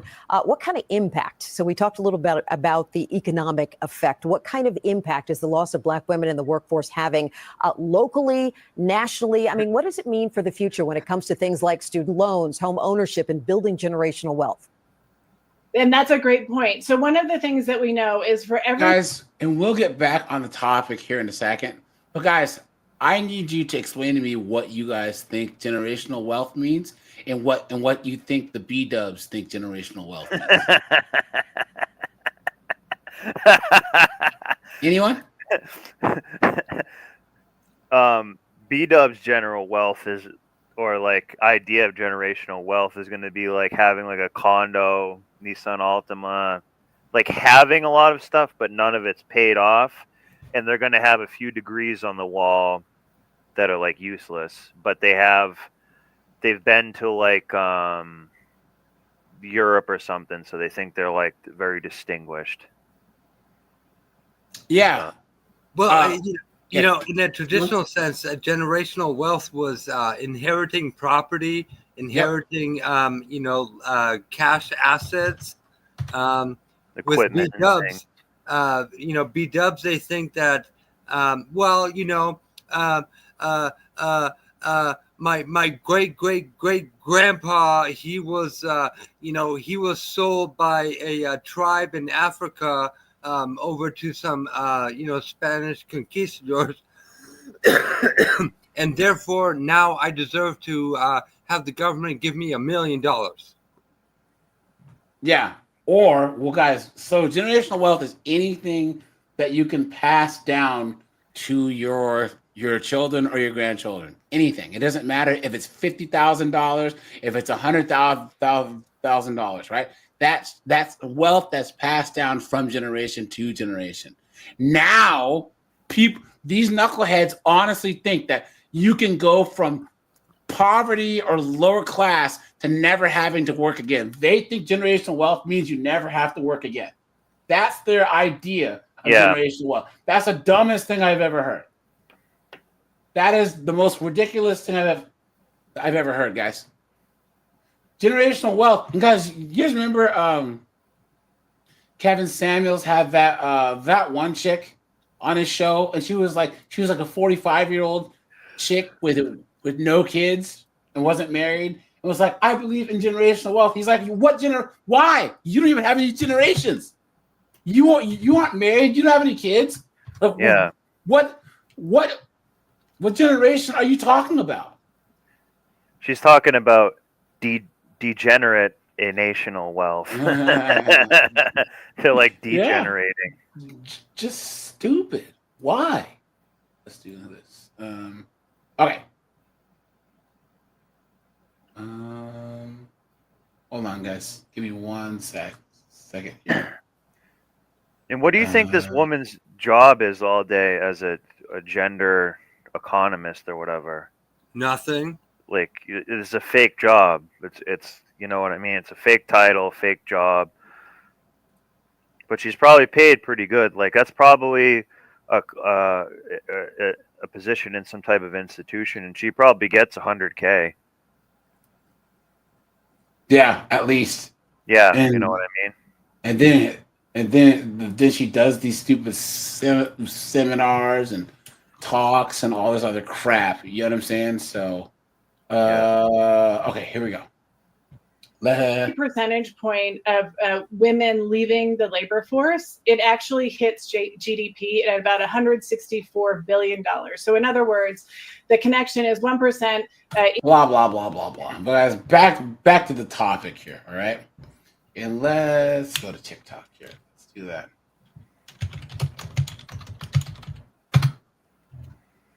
Let's see here. Give me 1 second, guys. Make sure to hit the like button, guys. We have 73 likes, guys. Hit the like button. Hit the super chat button. Hit the join button, guys. Thanks all you guys for being here, guys. Make sure you are subbed, guys. I hit 16,500. I am trying to hit 17K for the middle of August. So, guys, thanks for that. Here we go. Hey, I have a question. For those that have experienced burnout at work, what did you all do to get in a better headspace? I personally am very grateful to have a job, but this current job that I'm in is driving me crazy. I can't keep doing it.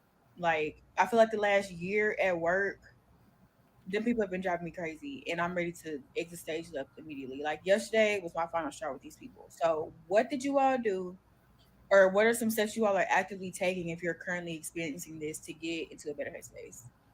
Hey, I have a question. For those that have experienced burnout, cousins, friends, family. I just woke up. It's Sunday, and the only thing I can think about is I gotta go to work tomorrow. I don't want to go to work. Looks to me more like the only thing she can think about is eating more goddamn food. I'm laying here in the dark, and it's not completely dark. I need blackout curtains because I can still see the sun. And I don't feel like getting up on a Sunday. I don't technically have anything to do. Jesus, why is her voice deeper than mine? Look at that. Look at Yeah. Look at that, dude. Look We at didn't know that. Ricky Williams let himself go this bad. You got. Baby, I'm gonna butter your bread. Like laundry, I can do that later. I can do that Monday. I still have clean scrubs to wear for Monday and Tuesday. But this burnout is getting to the best of my life. Like nursing burnout, medical burnout is killing me. Guys, there's a whole thing on nursing burnout. Here you go. And nurses are like some of the biggest boss babes, boss chicks there are. Yeah, Look at this. toxic. She's a 304. Guys, this is the sound on. I got ready for work this morning, and I sat down on my bed. And I was sitting on my bed. I'm like, oh my God, I don't want to go to work today. And it should not be like this because I love my job. I love the people I work with. I love everything about what I do. I think people feel like this every day in any type of job they have. I don't think it's just in nursing. I think as a population, the general public, which includes me, has gotten a little less patient with everybody. And we've thrown like common courtesy and respect to the wayside. It's like whatever we think and however we feel is the most important thing, and how others are treated doesn't matter as a consequence. And as a person who was raised in the South by a very Southern mother, that just goes against everything I was brought up to believe in. Now, she didn't teach me to self-sacrifice. She didn't say, do something for other people that ends up hurting you. She never said that. And I know a lot of y'all that aren't from here think that that's what we mean when we say things like that our mothers taught us to be courteous and genuine and happy and easy to get along with. Y'all think it means that they told us to self-sacrifice and that others meant more than we did. But I think society has now flipped that. And No, women flipped that. You dunderhead. What are you talking about? Right, guys? That's how women used to be. They would sacrifice, It's all about me all the time. So when a nurse is down the hallway taking care of 10 to 20 patients and you're on the call light for your mother, and when she finally gets to the room because she was doing something for another patient that was a priority at the time, when they finally get in there with the mother and you're cussing everybody out, the nurse being rude in their face and all that because they didn't come fast enough to get to your mom, you've lost the ability to see that your mama's not the only person there, that there are other people there that need care as well. And I'd say the same for teachers, you know, that people think their kid is the only one that matters and they want the issue with their But some of these nurses, well, the majority of these nurses are just pieces of trash. Yeah, they You know are. what I'm saying? Yeah, it's These sad. chicks they started having less nurses on the ward, which actually meant that they started paying them a little more, but they had to work more for the pay. So now you had all these chicks that are getting in a nursing so that they can be boss babes and boss chicks and all this other foolishness, and that's what's bleeding into the industry, and that's why they're all bullies and morons and cheaters. kid taken care of right then. I see a lot of my teacher friends talking about things like that and relating to things that I say about nursing because they're dealing with the public too, just in a very different situation. And more power to them, because I'm telling you, I could not be a teacher. I couldn't work with young kids and their mothers or parents. It's hard enough dealing with family members. And I do notice how she said mothers. Yeah. Did you notice that? She's then- been alluding that it's women mostly this whole Yeah. time. She just doesn't want to say it. Yep. And then she had to backtrack and say parents. Yep. Look at that. member is sick, it's stressful for you, and you want everything taken care of right then. But sometimes it just can't be like that because you're not the only person there. Your mom's not the only person there. Your dad's not the only person there. Your grandpa's not the only person there. And then there's a whole nother conversation we need to have about aging and disease process and whether or not we should be doing CPR on a 99-year-old woman that has terminal cancer and cracking her ribs all up. It's just my opinion. And Shut up. Okay, let's see. So I literally, when I get to work, I have to sit in my car for like 15 to 20 minutes. I have to pray and just woosah. I have come. There's guys clearing minefields that don't bitch this much. Oops, I shouldn't swear. Yeah. But yeah, there are guys that have to crawl into the just nasty sewage pipes who don't complain this much. Look at 5 that. months ago this year, I went to the ER. My doctor told me I probably wasn't going to live past 30 years old, and I am 28 years old.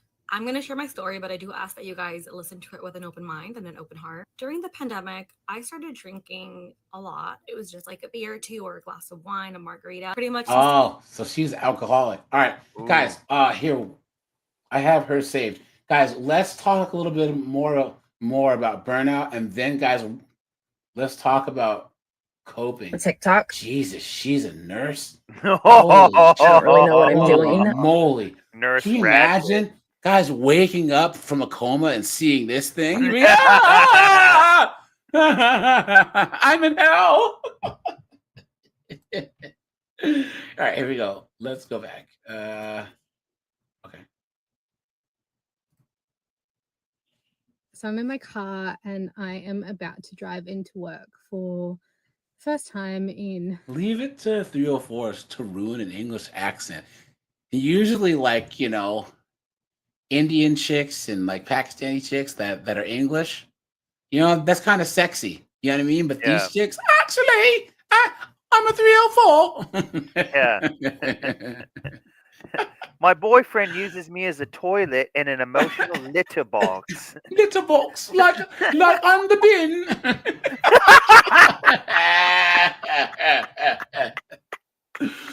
What a bunch of dunderheads, man. Nah, this is Joshua, this is her hair. She's like Indian or something. This is her hair. Guys, there was a girl that I went to college with. She was hot. She was an Indian chick, but she was really hairy. Yeah. Oh, yeah. They're wicked hairy and they smell too. Yeah. Yes, raise eye. I will play it for you, buddy. Since you requested it. Let's see. Where are we? I had to go down on an Indian girl once, and it was really falafel. Oh my goodness! He said it's really falafel. Yeah. Now, guys, Guys, put a 1 if you agree. I was trying to take that magic carpet ride. Hey, oh, guys. Fucking snowboard, Jesus Christ! I know, God guys. damn. He knows no bounds over here, right? Put a B in the chat if snowboard should be booed.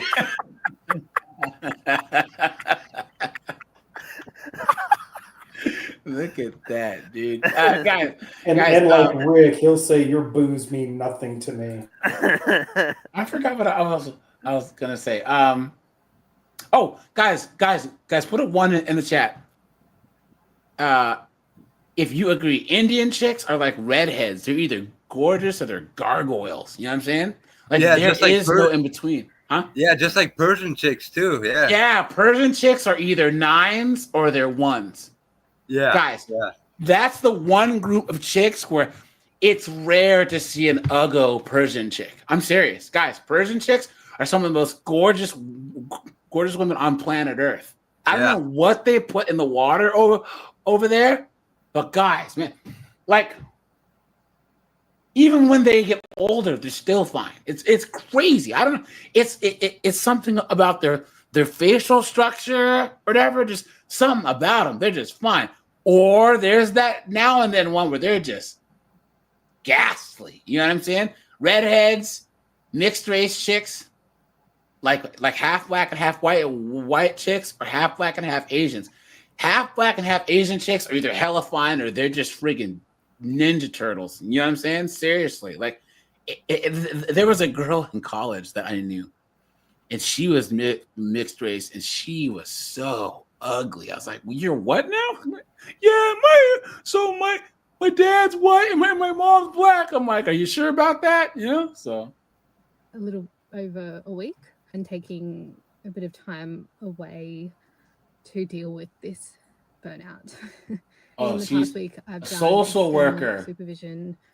I've done work from home to try and ease myself back into work. This morning, I had my first EAP session, which went really well. I was a little bit nervous about it because I'd heard some mixed things, but that went really well.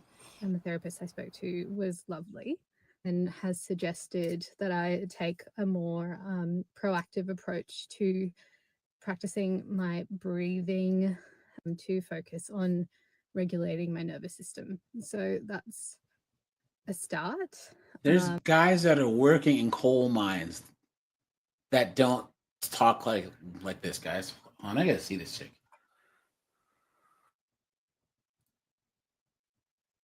Uh-oh. Let's see what this chick looks like.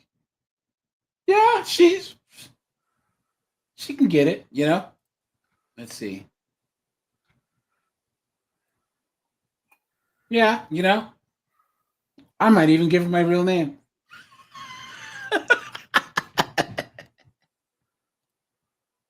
Anyways. Your patented smoke bomb. Oh, of course. Of course, guys.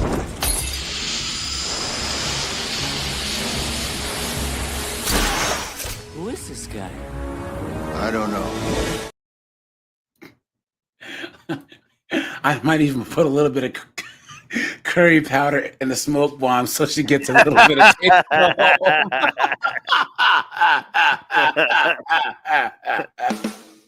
taste. Hey, what was your name? Nanya Business.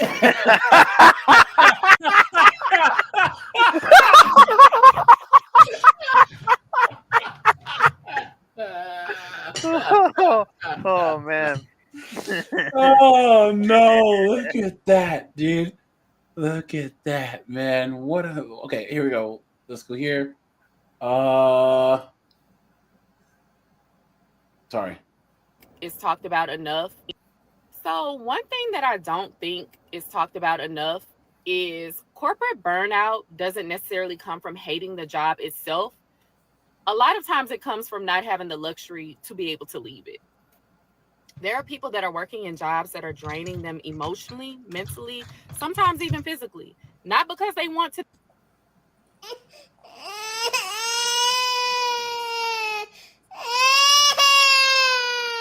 Please. Be there. And that Not goes because they right don't back have to all the other stuff we said where she said, oh, they can't leave the job. They have the golden handcuffs. I wonder why. Look at what kind of vehicle she's sitting in.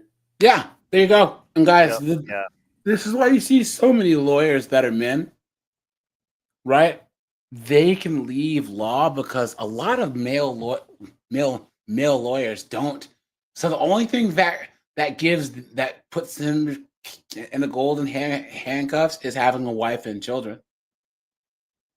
You know, there are plenty of guys that are lawyers who say to hell with this, and they'll go do something else other than practice law. Maybe they'll do legal counsel. Maybe they'll, I don't know, do other things that involve the law that don't pay as much. You know what I'm saying? But they don't have a friggin' $7,000 a month rent in Manhattan and a $1,800 a month BMW payment. You know. You know what? A good lawyer, or like some of those really successful lawyers, they don't always get paid in cash. They're on retainer. I can't afford to pay you, but I've got this old Bayliner. All right, let me take a look at it.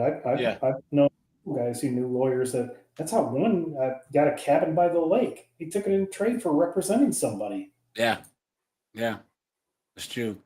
A lot of rich people don't have liquid assets like that. It's like, hey, look, hey, the trial's over. Hey, I got extra rolls sitting around. You want it? Exactly. Sure, I'll take it. So dreams or ambition, but because they literally can't afford not to be there. And that's the part that people skip over when they say things like, just quit, follow your ambition, chase your dreams, go after what you're passionate about. Only People women don't say have that. the financial freedom to do those things. You have people that are single parents, caregivers, don't have financial safety nets, whatever, and simply choosing themselves can make not only their world fall apart, but other people as well. And I think that's the part that's missed. For me as a single mom, I can't just up and quit when things feel Yep. We knew that was coming, didn't we, guys? We knew that was coming. We knew that was coming. Right, guys? Yeah. Now you're a single mom. Now you're a single mom. What a joke. You think you might be burned out less if you didn't have that little bastard kid running around? Yeah, if you didn't have Pokemon running around the house. Yeah. You know, you didn't have Nuggly Puff. Yeah. Running around the house. Gotta catch them all, and that means STDs. You didn't have Pikachu running around. You know what I'm saying? Come on. It just doesn't make any sense. Look at that. I'm responsible for someone else's life too. So when you're dealing with that pressure and essentially fighting burnout as like a silent battle, that in itself weighs heavy on you. And that's what burnout can really look like. It's not always about working long hours. Sometimes it's about dealing with the weight of feeling stuck. Literally going somewhere and forcing yourself to be in environments around people, in situations where if you decide to make one decision, one simple decision, like putting yourself first, everything can crumble. So you're literally in a situation because your life depends on it. So no, people are not just tired. They're feeling tired and trapped. And I think that the conversation needs to shift from just quit, just do this, just do that, to how do we support and help people in our lives, or just in society as a whole, shifting that narrative to how can we be of support to you? I don't know. Just a thought. Yeah, you mean being So selfless? one thing that I don't think is talked about enough. Moron. Here we go. Don't think if you quit your day job to be your own boss that you don't get burnt the fuck out, because you do. Get burnt out a lot because you care more, because it's you, right? It's your stuff. It's your brand. It's what you're putting out there. So Like you can get fried on dog. And this is the thing about chicks. They all want to be boss babes and boss chicks and start businesses, right? Until they realize that if you own your own business, you work more than just having Work a regular 24/7. job. Yeah. Like, where do they even get that from? That they think it's easier to own your own business? Some people are really fucking stupid. Clown world. Why? Well, they said doing OF is not a job, grandma. You can get fried on content creation. You can get fried. Oh, you want to talk about farming? You want to talk about like people thinking like, oh, it's a dream to have a farm with the animals and the crops and the this and the that. It is so much work. People don't. Do you think these are real, guys? They can't be. There's no way her cans are real. Understand. No, I'd rather be definitely doing not. this than sitting in a cubicle. You bet your ass.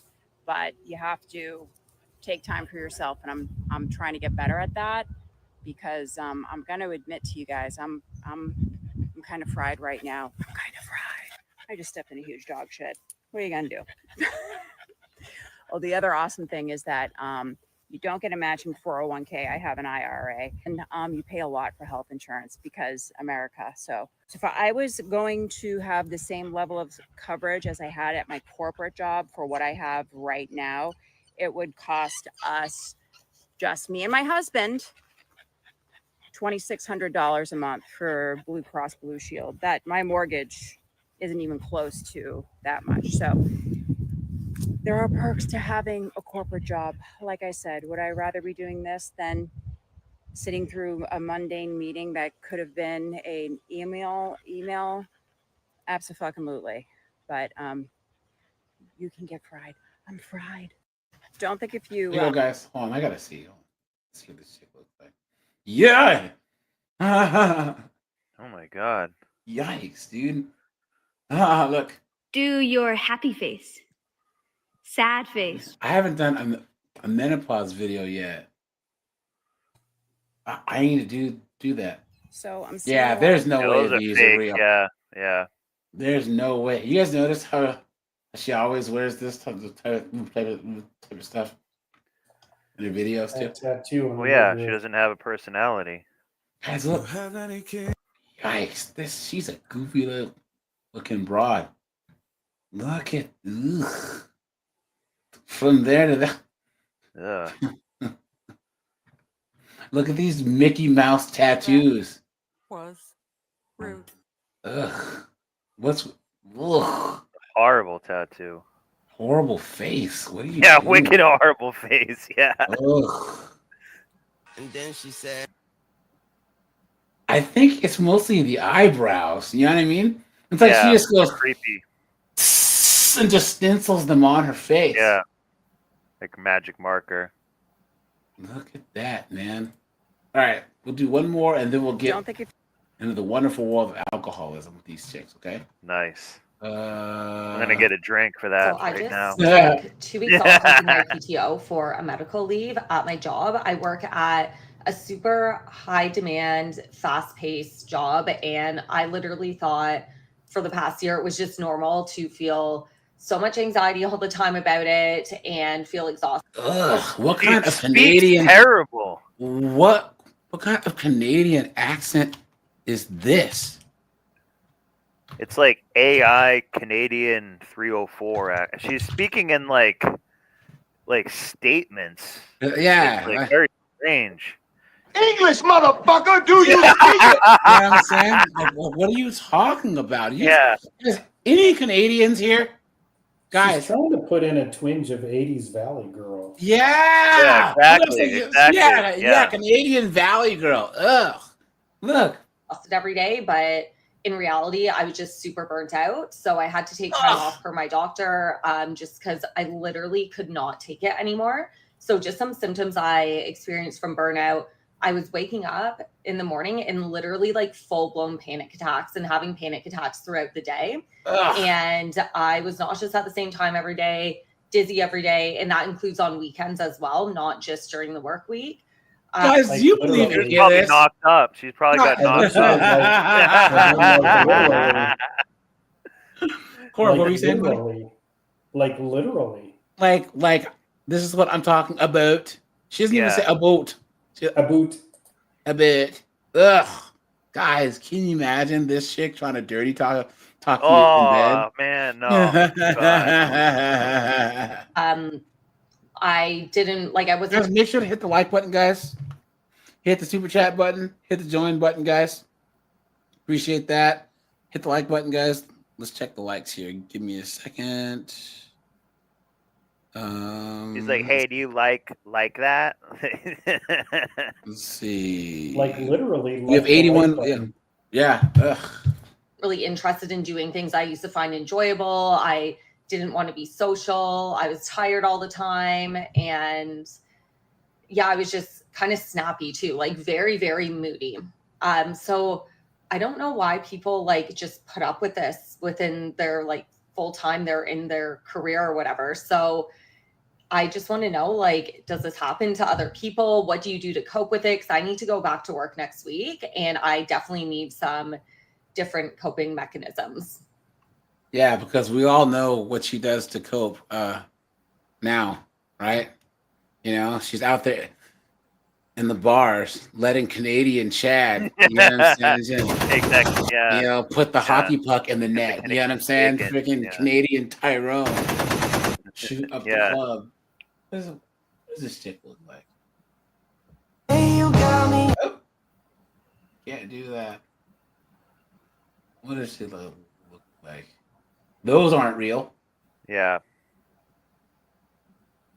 She looks like a discounted version of the actress that played Peggy Carter, but that chick is really hot, and this chick isn't. Yeah, those aren't real.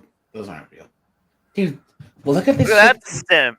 Taking all these pictures of herself. Like, this is a disease, guys. Yeah. You know what I mean? It really, really, really is. To always be taking pictures of yourself all the time. Yeah. Maybe that is a form of narcissism. I'd smash. I'm just saying, you know what I mean? Like, I'd leave the lights on. But guys, come on, man. You know? Look at this. Guys, someone goes, way to enjoy life. Please try and take the pictures because you'll want the memories later. How about you just enjoy yourself and just remember it? You know what I'm saying? Yeah. Guys, I can't stand. Have you ever hung out with a guy recently, guys, and his girlfriend or his wife is always taking pictures of everything? Hold on, guys. Before everyone takes a shot, let's take a picture of it. It's like, why? Girls do this all the time. It drives me crazy. Here we go, guys. Let's see. Okay. Let's talk about how much I drank when I was in active alcoholism. I get asked this question a lot. I think it'll be interesting. And sometimes I think people ask because they're trying to gauge their own consumption to see if it's alcohol abuse or constitutes as alcoholism. Now, in the beginning, I absolutely hated alcohol. I hated it. I hated the way it smelled, tasted, looked, felt, going down, the way it made me feel. I didn't like anything about it. In fact, when I first started drinking, I was a smoker. And I gave up smoking so I could afford to drink more. Smoking is still something that has just never interested me since I got sober from alcohol. That's another story, though. I feel like if you want to know about my journey with smoking, I can elaborate on that if you want. I have a lot more in detail videos and story times about that time in my life without having to censor myself on my Patreon. I digress. When I first started in the beginning. She has a Patreon? Oh Why? my You've been hoodwinked, bamboozled, led astray, run amok. What could this bitch have to say on her Patreon? Guys, That shit is a 2-pack of ass. The fuck are you talking about? That shit stinks. Are you serious? I'm freaking flabbergasted over here. Man, who was saying something? Yeah, so, number one, I drink to make other people interesting. And number two, rumors of my alcoholism have been created by people I've stumbled over. Well, I can tell you this, guys. I I drink, but I don't really drink to get drunk. I just like the taste of beer. I like beer. I love it. Exactly. It's delicious, right? And I do both, and I still show up to work. here's the thing, guys. It's like I don't get the whole point of like non-alcoholic beers because like there's a lot of light beers. So like Blue Moon Light is like one of the best light beers there is. Guys, there's less calories and less carbs in that than in a non-alcoholic beer. Ironic. Light beer is for people who just like to piss a lot. Yeah, but here's the thing though, dude, is like my favorite beers start at like 8-9%. They're usually IPAs that are super strong. You know what I'm saying? Yeah. Here's the thing. If I'm watching the UFC card, they start at like 6 and end at like 1. So I'm not going to be trying to pound IPAs from 6 to 1 a.m. So I usually will mix in a light beer in between so I can stay up for a while, you know? So Do yourself a favor and get a Chimay. A what? A Chimay. It's made by monks. That stuff is nectar of the gods. I got to check it out. Found a liquor mixed with a soft drink that I really enjoyed. And so many people have guessed that combination. I'm sorry, attempted to guess that combination because I've never shared it. Because Get to the point, for Christ's sake. You don't care what it is. To promote, you know, I'm just not here to glorify alcohol in any way. I spent way too much of my life doing that, and it's not where I'm at anymore. So anyway, people have guessed it and they've never gotten it correct. So save your breath. But that combo I would drink at night to deal with a breakup, deal with the fact that the trajectory of my life wasn't going where I wanted it to go, and deal with the fact that I was just lonely, and it would help me sleep better. Being in your early 20s, that quickly turned into day drinking at the river all summer long with all of my friends, as it typically does in your 20s. And then I moved up to the city, and that turned into going out every single weekend and sometimes even on the weeknights because I was a server, so I'd get off on random days. And St. Louis is a party. The thing is, guys, they have some IPAs, some Pilsners, or whatever, that are not alcoholic that supposedly taste pretty good. What I'm saying is that the reason to like drink a non-alcoholic beer to me is if you're trying to like cut calories, whatever. You don't want to drink 1,500 calories worth of beer in a night, right? What I'm saying is they aren't even the best at being the lowest calorie and lowest carb. Voodoo Ranger is a good brand. Yeah, Voodoo Ranger's good, man. Yeah. Matter of fact, I'm wearing a Voodoo Ranger shirt right now. Awesome. I'm about to grab me some Voodoo Ranger beer later on. Oh, dude, guys, if you can, go to Asheville and go to their brewery, man. In Asheville. It's really And City, it's worse with mocktails. A mocktail will be loaded with sugar, and it'll be like way more calories. Disgusting. Guys, hold on. Let's somewhere I thought I could be a wine connoisseur because that I publicly want to view them. And I feel like you can imagine as a child who had parents who get to hear my memoir. Yeah, she's still not to the point. Comment I receive on That's why she has a Patreon. You are an idiot. Oh, hey, guys, here you go. I second that. You guys will probably see this in the video. Here we go. I'm going to share a quick video of me when I used to drink. And honestly, this is what it was like every single time I drank the last 2 years of my drinking. Wait for it. Bravo. You stupid woman. Nice. Oh no, look at that, man. Look at that. Guys, there was a subscriber of mine on my To Catch a Predator channel, and I actually haven't talked to him in a while, but he said that he was a former heroin addict, you know? And he was saying, dude, he was into it hardcore, and then he finally got clean, you know. He's been clean for like 10 years, you know? But he Good said, for him. Dude, people don't know like misery until you're a full blown junkie, dude. Straight up, man. Like a whole Sounds like life. Sounds like something Eric Clapton once said. Yeah. Hey, Thomas. What's up? We need to talk about the meth problem and the opioid problem going on in Hawaii that nobody talks about. Oh my God. I mean, talking about is one thing, but when you're around it, like you're just going to work or whatever, you just see people like tweaking out and stuff. It's like, oh my God. And there's some that I know personally, like before they got into that, they were so talented. And because of all that, it got dashed away. Like I knew this one guy, I befriended this one guy. He was such a good baseball pitcher. He almost went pro. Once he touched it though, boom, all that went out the window. Yeah. You're saying he threw it all away? Oh boy, I should see that coming. Good one, snowboarder. No, but Colin, you remember the late 90s? Well, no, the late 90s and the early 2000s. Well, just the 2000s period, all the tweakers everywhere. Yeah, oh yeah. Guys, it was Seattle, Oregon, Montana, and Hawaii. It was just meth everywhere, but Hawaii, they wouldn't talk about it. The news wasn't allowed to report it because they thought that it would hurt the tourism industry. Yeah, you know exactly. I was just about to say that. Yeah, so there was tweakers everywhere. Everywhere. It was insane. There still is here. I'm 2 years sober from alcohol abuse, and you guys always want to know how much I was drinking when I decided to get sober. Get to the and point this it time. was a lot. Most of the time you hear alcoholics say, like, oh, I was drinking a fifth a day, and that's not really how I, like, kept track of it, if you will. I was one of those alcoholics who wasn't like falling down sloppy drunk all the time. I wanted to experience my drunk and be drunk and feel my drunk, so I didn't want to black out.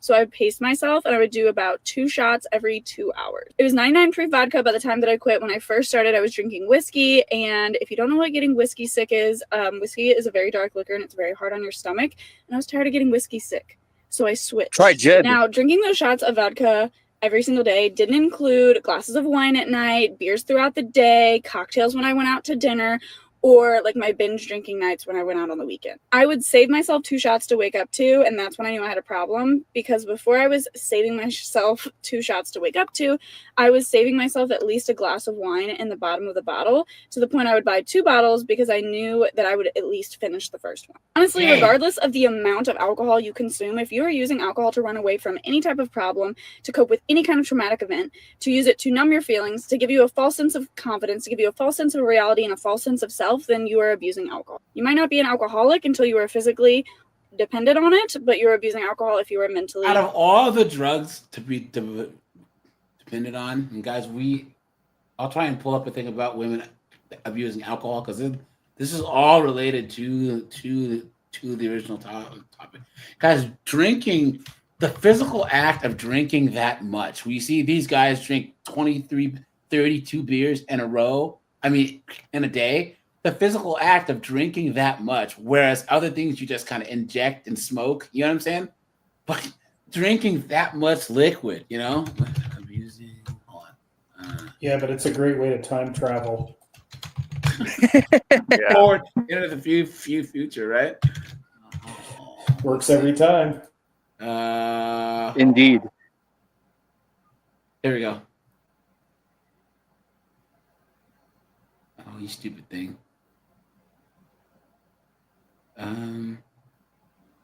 Let's see. Where's the thing with these women abusing? It's hard to get like good Russian vodka right now, though.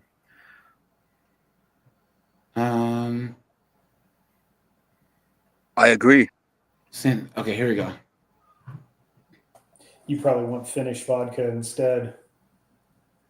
This is CNN. Hold on, guys. Women abusing alcohol. Let's see. It was up until, I want to say, the late 2000s. Anything in Russia under 18% was considered a soft drink. Damn. That's what I heard. Yeah, they drink pretty hard there. All right, let's turn now to a new study out this morning that finds that an increasing amount of women are dying from alcohol-related causes. Yeah. They can both get it. You know what I'm saying? Snowboard. I'll take the giraffe one on the right. Me too. Shoot the club. Yeah. He'll get a friggin' grappling hook and friggin' head up there and smash. You know what I'm saying? While pandemic era trends and behaviors are thought to be an underlying cause on this one, medical experts can't pinpoint the exact reason for the increase here. Kelsey Kernstein is here with more on this study. Kelsey, we know you dug into this. What is she wearing? Like a leather jumpsuit? What? What is she wearing? Looks like it came from a couch. Yeah, More than 40,000 women are drinking themselves to death every single year in the United States, and that number is increasing. And when you put it into the perspective of Someone says maybe because alcohol is as bad as Xanax, cocaine, and heroin. Yeah. Someone Well, they're says mixing those. wine marketing has been successful. Oh yeah. Someone says alcohol doesn't discriminate. 1 minute later, study shows that alcohol affects women more than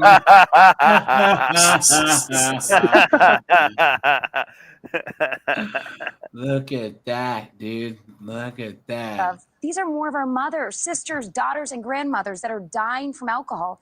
It is devastating, and doctors are still perplexed as to why this is happening. More and more American women are dying from alcohol-related deaths. That's according to a new study conducted by researchers from Hofstra, Harvard, and the University of South Carolina, analyzing CDC Hey, death AJ, I gotta say rates something between real quick. 2018 Yeah. and 2020. Bro, if Asians saw this, they'd laugh. Why? You can't just say that and not follow up, dude. Come on. Oh, now. my bad. I thought you guys would know. No, they like drinking. Oh yeah, yeah. Asians can drink, man. We used to go to this was it a Korean style karaoke place, and man, those Asians they were getting nuts, man. Exactly. And they say that if you work in Japan, like let's just say that like snowboard has a job in Japan, you have to like at the company you have to go out and like party. Like after work, they work hard and they play hard. So like you would go to like an event with like your coworkers, and they would just get totally shit faced, and that's like it's dishonorable to say no. So they just go out hard. They'll work from like 6 a.m. until like 7-8 p.m. and then go out and get trashed, and then come back to work the next day at 6. Crazy, man. That's why Korean they have such good fried chicken and other like drunk foods, from crazy like cheesy kimchi fries and stuff because they have a good drinking. Oh yeah. So Men's mortality rates from alcohol-related deaths increased just over 12%, but women's death rates spiked to almost 15%. Whoa! I thought it'd been higher. Look at that. Researchers concluded that the Women data quote outperforming suggests men. that there has been a significantly higher rate of increase in deaths among female individuals in recent years. We're seeing more women. We're seeing more women with more significant health issues. And we're seeing more alcohol use disorders across the board post-pandemic. When it comes to health effects, alcohol does not discriminate. This new study says women tend to have a higher body fat percentage and low water weight percentage, which researchers say leads to a higher blood alcohol concentration. In other words, drinking generally affects women more than men. If a woman and a man drink the same amount of alcohol, a woman will feel the effects more quickly. They tend to have a higher blood alcohol level, and it takes. I thought that there was no biological differences, right?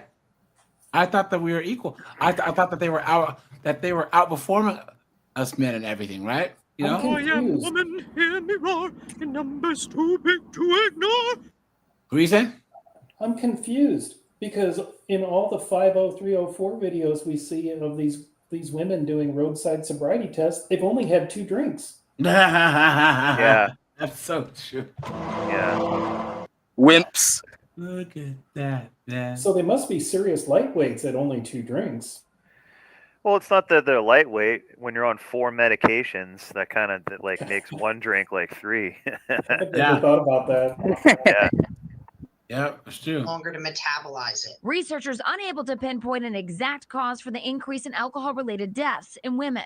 but writing, quote, "It is likely the narrowing gap in sex differences for alcohol mortality rates may be reflective of an increase in stress levels and stress-related disorders among women in recent decades and particularly in recent years." Did she say What the heck are they even particularly? saying? Yeah. Guys, did she did. She's a news Did broadcast. she just say particularly? Yes, she English, did. motherfucker, do you speak it? What are you? Maybe I thought it was she's just me that drunk. heard that. She's drunk, probably. King with the axe. What's up, dude? He says, saw this beat up today, yelling at the cops saying you can't tow my car. Look at that. She says we have resources. If you live in Wow. your car. She says race horses. I can't ride that. Jeez. They don't even sound the same. Oh, that was kind of racist. Guys, do you remember that one stupid chick? That one, whoever that rapper chick was. Hold on, do you see this? Cardi B. Did you ever see when she interviewed Weekend at Bernie's? Hold on. Yeah. You guys must see that. It's insane. They each can't read. It's like it's just crazy. I felt like I lost brain cells. What do you know? That you're a musician. Oh yeah. Which I always make. Baby, one thing about me is everybody know I'm super with the big Gucci, so I always make a lot of money. That's amazing. I hate this girl. I didn't know that about you. What do you know? You're here. That you're a musician. You're a musician. But that's why I'm interviewing you today, so I can get to know you. So I'm a musician. Mm-hmm. What the fuck that mean? Make magic or something?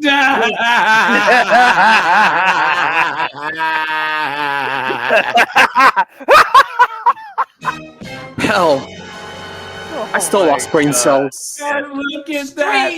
I'm a bitch from the streets. I get that money. I get that money. Bitch, give me what you got. Look at that, guys. Look at that. Musician. I think you're confusing that. Yeah, I'm not no musician. I make music. I make I- music. And that's You not know all what? I do. I She's make actually music, right, I act. though. She doesn't play an instrument and stuff. She's just saying, hey, I'm just saying rap being a 304. No. She's actually kind of right. Yeah, but still she still thinks that she's saying magician. Magician. Yeah, I know. TV star too, a young Uh-huh. I just really quick, I think you're confusing. I'm not confusing nothing because you don't know. You thought that all I was a magician or whatever the fuck you said. See, that's what I think you think I said. I said musician, not magician. I don't think, baby. But I don't think. What is that? That's She ain't lying. No. So you I didn't say magician, Suki. I said musician. And I think you are a musician. No, baby, I do music. So you just really quick for the record, could you say you don't think you're a musician? I'm not none of that. But then after that, you just said I do music. Yeah, I do music. So in other words, Yeah. you're a musician. No, I'm not. Okay. Black people. This I remember this skit. My thoughts exactly. Look at that, dude. Look at that. What an absolute thunderhead. Guys, what Oh my is God. going on? How stupid can you be, guys? I'm telling you guys, Thanos had the right idea. Dead ass, you know? Here. Where were we? Hold on. 1 second. With the drinking, the percentage, women being more than men.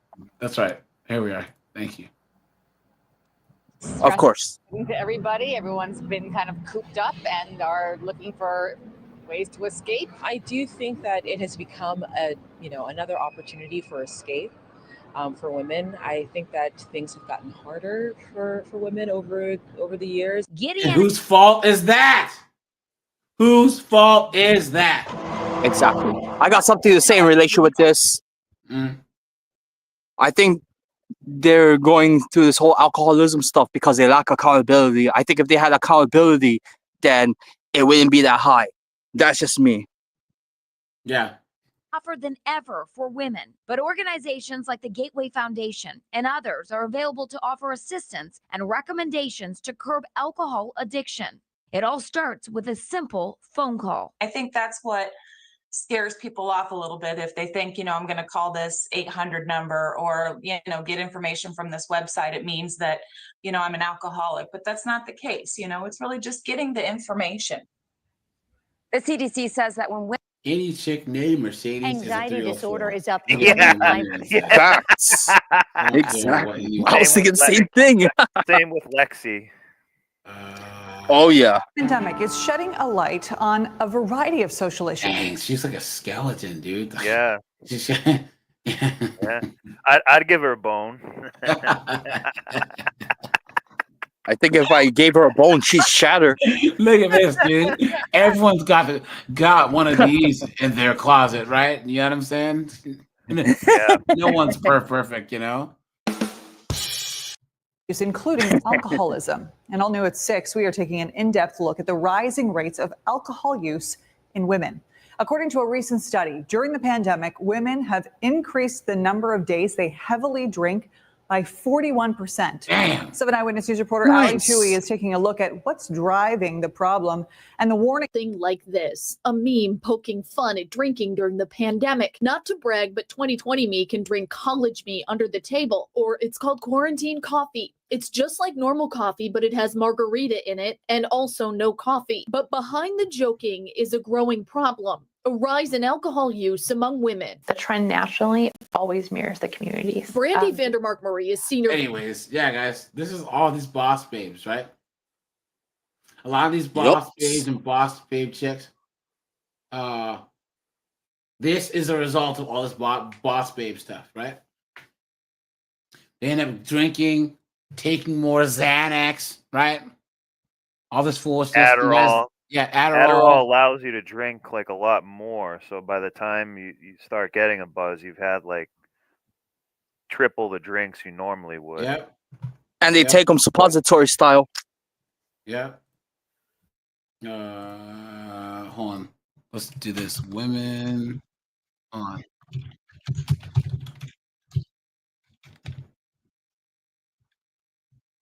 On. There we go. This is me before starting my ADHD medication. I'm Jesus. Transit AJ. Look at this, guys. Look at this. Yes. always thinking about something else instead of focusing on the task at hand. Driving is really, really hard. Typically, whenever I'm driving, I'm not only just looking at the road, but I'm looking at the car in front of me, the car to the left, the car to the right, the sky, what my hands are doing. Like I'm constantly focusing on 30 other things besides the one task at hand.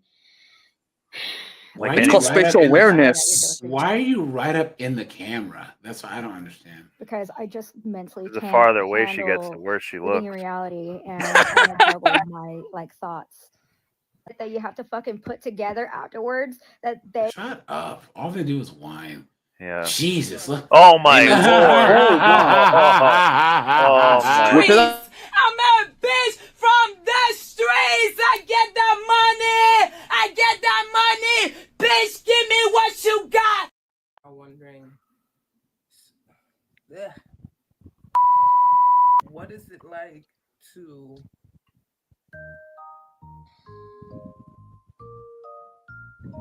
Ice cream man. Why is she picking her nose? She's hungry. What happened to her face? Did she get hit by a bottle? and I'm wondering, what is it like to be on Adderall? Should you take Adderall?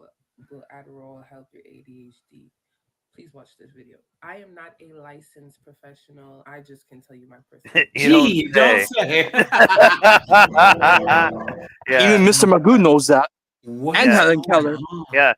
She, PhD, professional holder of drugs. I'll remember that. That's a good one. It says hate on her forehead. HATE. Oh my god. And then experience with it. When it comes to Adderall, I've been taking it about 2 years. And I'm sure that wasn't a legit prescription. what does that say? Val? Let me look.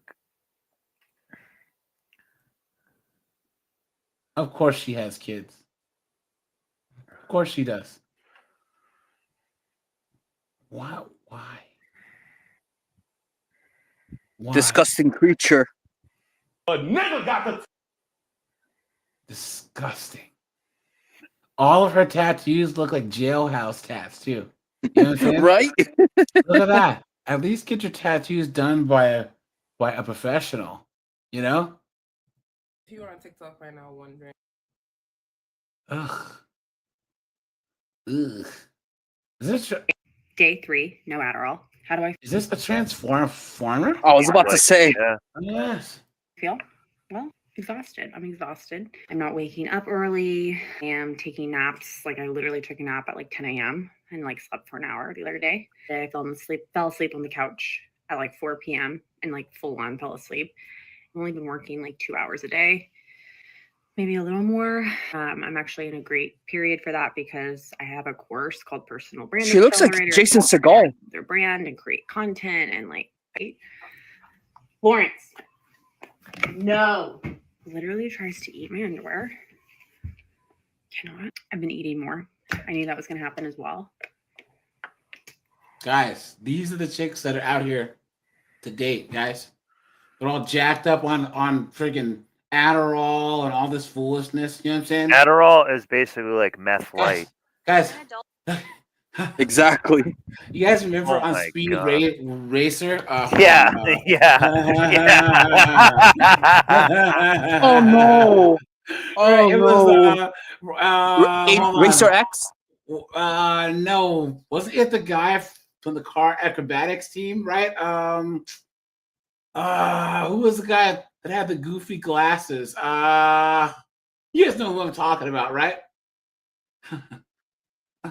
Been so long since I've seen the show, but yeah. Hold on. Speed Racer, funny sunglasses. Who was the guy that had them?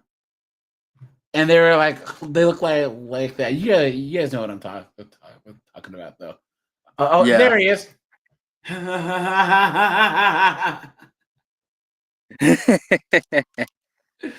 This cartoon was so awesome. The movie was good too. I don't know if you guys actually saw the Speed Racer movie. It doesn't do the cartoon, the anime justice. But it's still good though. True.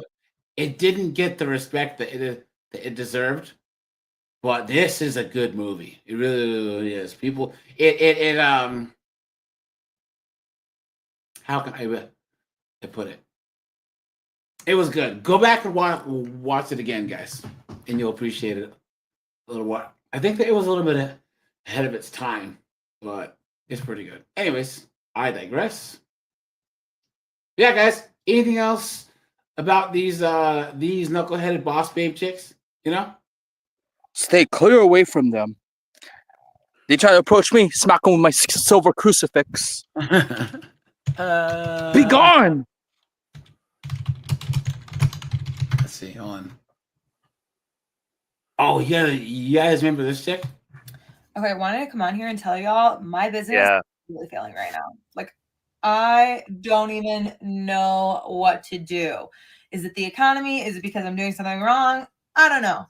Being a boutique owner right now is just so incredibly hard. So I kind of wanted to come on here and just like tell y'all that, because all I see on social That's media a side job, a boutique owner. and how amazing Exactly. and right now, I feel like it's so hard. I don't know if it's just me. I'm assuming it's like other small businesses too. But I just want to come on here and let y'all know you are not alone.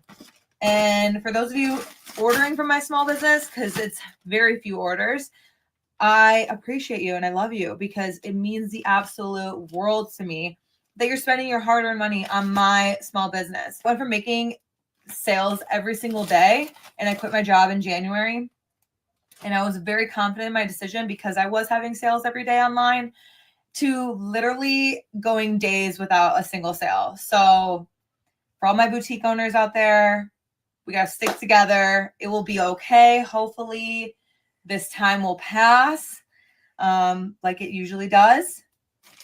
I don't know. I love you guys. I'm just like kind of venting right now. I love you. I love you. But I thought Shipping out you with extra love right now.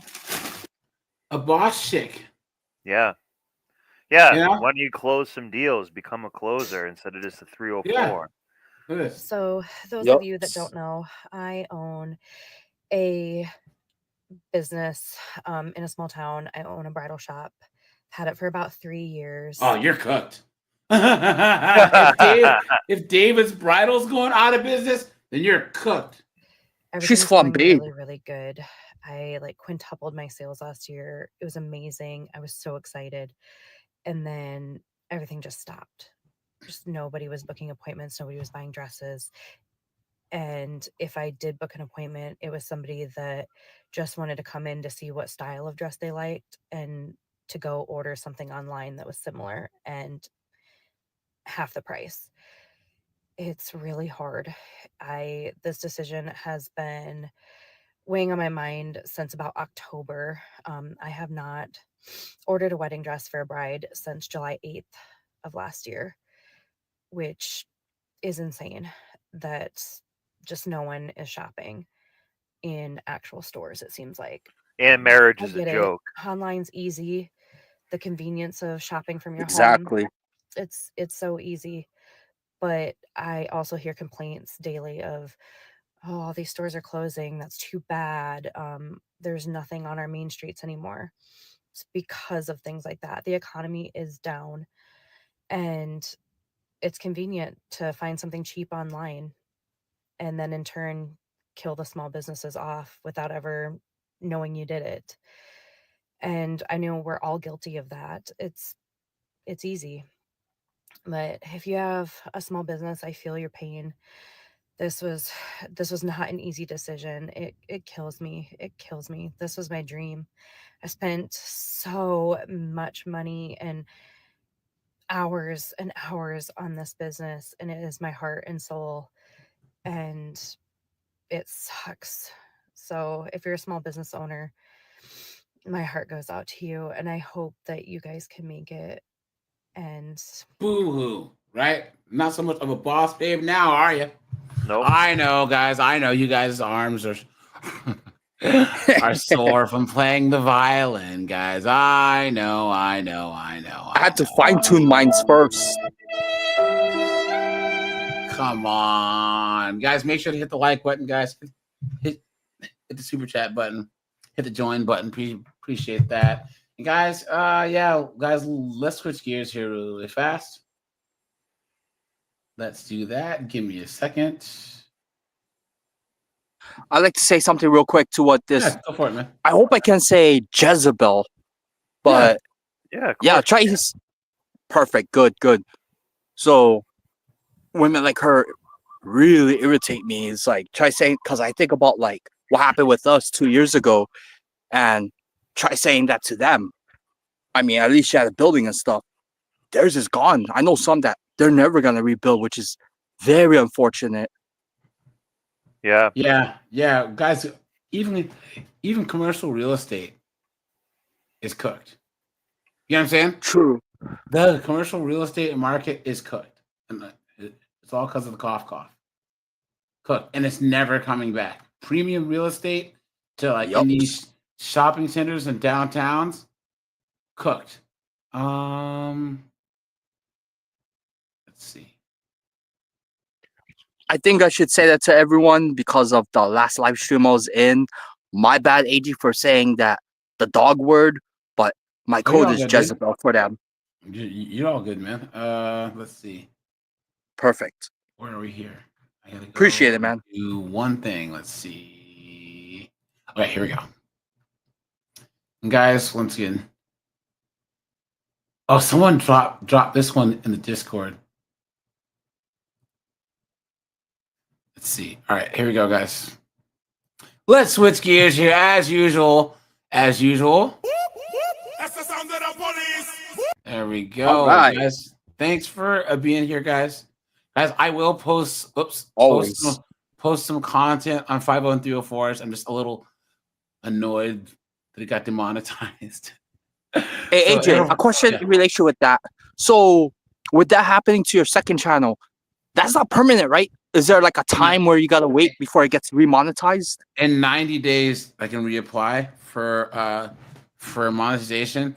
But there's things I'm gonna do to make sure that doesn't happen again. Because I actually like talked to someone that does these types of reviews. I mean, that does that type of content, and there's ways around it. So I'll fix it. Oh, but perfect. It just sucks, man. So it is what it is.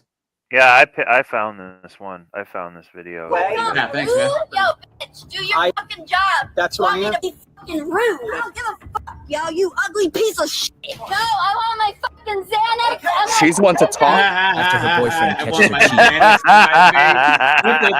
this obnoxious brat has a complete meltdown and gets herself arrested when kicked from their home. Beautiful. Leave me What do you need me to write down? What do you need to write down? I have like 3 things I would like him to just grab, and he could leave it outside or give it to her or whatever, and I'll be on my merry way. And those items are? Burn I it. can't write it down myself. I'm not giving you my pad and pen, okay? Why? Because you've been Why? extremely rude. I'm not just going Because to. I've been rude. Do you want me to write it down? Just say. You don't think there's? Just say. No, say you're. Listen, just because you're not getting your way, I'm rude. this is my property. Yo, bitch, do your fucking job. That's You what want I me am. to be fucking rude. That's what I am doing. Huh? That's what I am Yeah? doing. Then let me get my motherfucking shit. That's what we're trying to do. Yeah? How? How? How? Because my sergeant's speaking with him right I now. don't give a fuck, yo, you ugly piece of shit. Take a walk. You think I'm fucking rude? Where is this?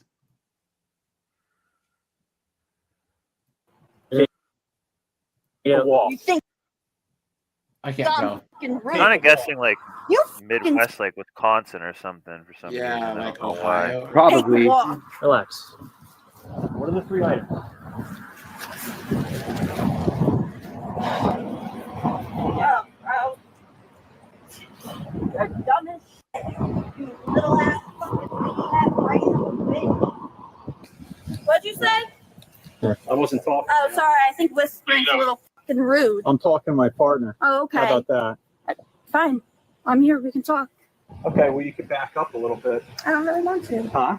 I don't want to. I'm hard of Well, hearing. why are you getting in my personal space? I'm Let's not. start Oh, with I'm that. sorry. You're in my personal space. I'm pretty sure that I reside here. Doesn't his mom own the property? If he doesn't want me here, I- then he could ask me not to be here or his mother, right? You're just a tenant. You're a tenant. You understand Yeah, that? I'm not trying to stay Nice here. burn. So you're fucking Nice. being rude. So shut the fuck You were up. sitting over there and you want to come over here and start running your mouth. Because you won't give me a pen. Why do I have to? try and hurry up and end this? Because I bullshit. work hard for my property You don't and my fucking money. work hard, bitch. Look at what the fuck you're doing. You're fucking. He's kicking you out of the house, you goof. Really? And she works. You're being a fucking asshole. That's what the fuck you're doing. Our sergeant's asking, what do you need out of the residence? Can I tell him the 3 items? There's about 3 to 4 very important items to me that I would like before I leave here. Okay, what are they? They're sensitive. Can I just write it down and give it to you, please? Or I'll tell you and you can write Her them sanity down. should be one of them. Can I tell you what they are and you can write them down and do that? Because fuck you, sorry. I'm not talking to you. All right, what is it? 4 important items. I need my purse, Okay. which should have at least one good looking vape in it. It's like pinkish. Okay, your purse? Yes. What else? Hopefully there's a license in that purse. A phone? Technically all the phones So you there just- is, you just need so your- he could keep them. He's not giving me any numbers, so that's a game Stand by I'm gonna level. lose anyway, so I don't even bother. Got it. I'm a piece of shit because I work for my money because I wouldn't give her my pad and pen. My medications that I need are in there. So, like, in the next 3 minutes, if someone doesn't let me in to go grab She's For you. You're not. Don't close the window. I got her. I don't care. So are you. You're not going to close the window on my hand. Right now? When? You don't slam it on my hand. Sorry. You don't get it. This is she tried hitting herself by sitting there last year. No, the I didn't, Dave. Oh, give me my purse. Relax. Give me my purse. What a mess.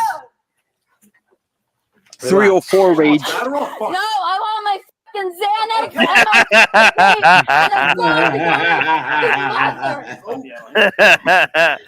She probably wants garlic croutons too. Every person that comes out of my mouth, he's gonna get arrested, and that's like not what I'm trying to do here. So if someone can get me my fucking purse and the 3 things that I want, you all can leave and go on with your fucking day.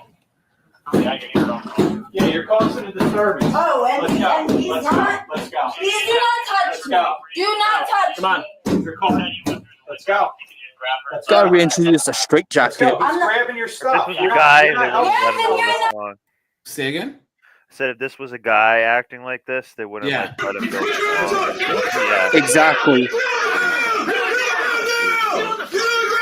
minutes. My legal shit is in there, and I don't want him to have it. As far as her illegal shit, right? Relax. You fucking relax, bro. Stop. Stop touching me. You cannot touch me. Now you're under arrest. For what? For what? You're being an idiot. No. Don't resist. Dang. Break her arm. Yeah. Oh, she just broke the glass, I Look think. at that. Yo, stop. Cry, baby, cry. Dang, I'm hitting you, yo. Okay. Headbutt. Ow, my fucking arm. You're gonna fucking break it, you fucking pussy. And let's be honest, she's You going to be back started at it. Dave's house like next week. Yeah. Yo. All right, look at that. Why don't you just act like Good luck with that. Ow, chill. Stop putting on the act. Yo, stop. Get in. Yo, I don't give a. Put your foot in. Yo, leave me the. Chill. My Squeal, piggy, squeal. Stop. No, my back is fractured. Stop. Ow. Officers transported her to Berkeley Township Police Department for questioning. I can't even. Ow. That wasn't so hard. Let's go inside and I'll have first. She should have pepper sprayed her ass. Yeah. Right?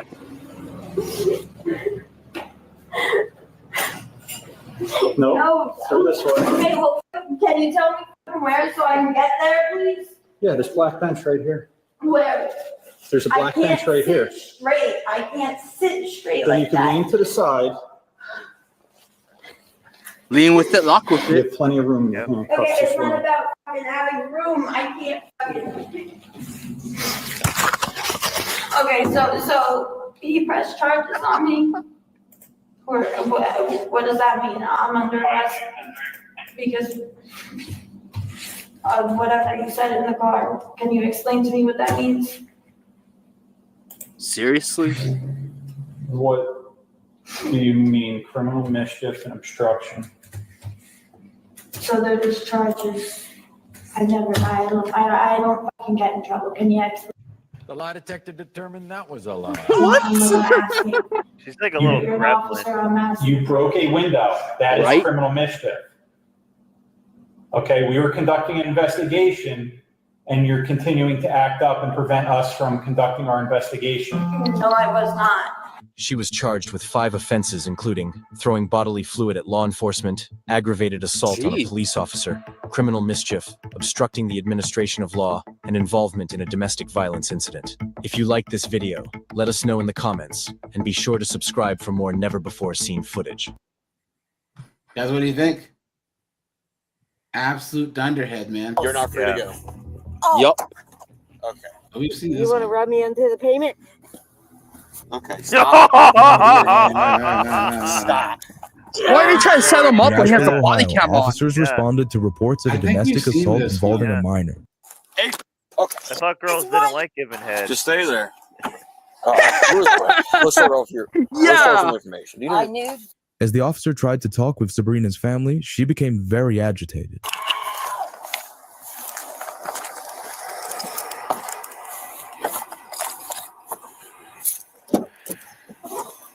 Okay.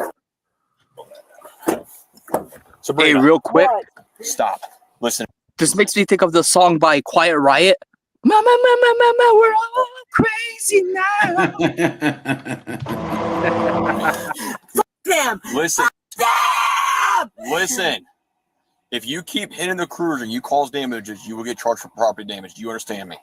If you keep acting this way, I will call medics. Why would you put me here? Stop. This is Oh fucking my God. brutality. Stop. This is fucking police brutality. Ah, she's This is spitting. what you do. This is Yeah, I what saw you that do. too. Let me get the fuck to my house. You're not free to go. Oh, Okay. then, Okay. you know what, you mother.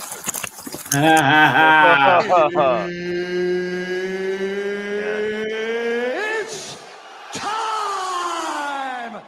Lick the You ground. know what? You just bashed my head in. 813, I didn't know you said. Stop. You really want some? Sabrina! Yeah, this is unnecessary force. It's great. Oh. She must be kinky. I don't ever want to see you again. I promise you, my kids won't ever see you again. Shut the f What? I got something for you too, you motherfucker. I got a bullet in your fucking brain. Oh, terroristic threatening. Oh man. You're violent, Sabrina. I don't want. I'm violent? Yes. Must be the menopause. Yeah. And your kids are back there watching this. Yeah. You're fucking great Jeez, with the poor left kids. foot. And your fucking husband's loving it. I'm going to feed him on 20. Shut the f. Damn. Sabrina. You want some? Come get some, bitch. I swear to God, you'll never see my kids again. Swear to fucking God. Sabrina. Listen. Oh, don't say that. Are we going to be able to get up? You going to be able to get in the cruise without fighting again? I don't know. What do you want? A fight? Because it sounds like Just curb stomper, dude. You can get it over with. you're awfully Right. fucking winded. Sabrina, I'm doing all right. Are you doing all right? You don't even know me, bitch. I know your name. Yeah, you don't know me though. Okay. You wanna fucking come at me, bitch? Come on. Hog tie her. Let's go. Squeal, piggy, squeal. Yeah, you got the upper hand. No, we'll just wait till someone gets here before we pick her up.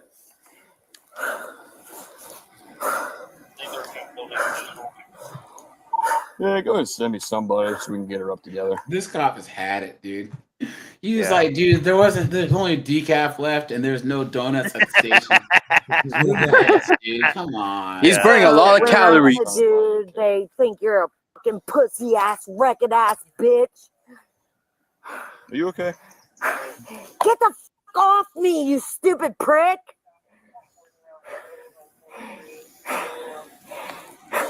Yeah. Where's my baby's dad at? So anyways, He Rob, ain't got shit to say. Fuck him. we're also going to go ahead and eat a 2-9 for a face like. Shut What a white mess. fucking white supremacist ass bitch. Here we go. I thought she was gonna be a racist, but what is going on? Right? Then you're not gonna fucking fight every bullet. Guys, hold on. Here, let's do this before we.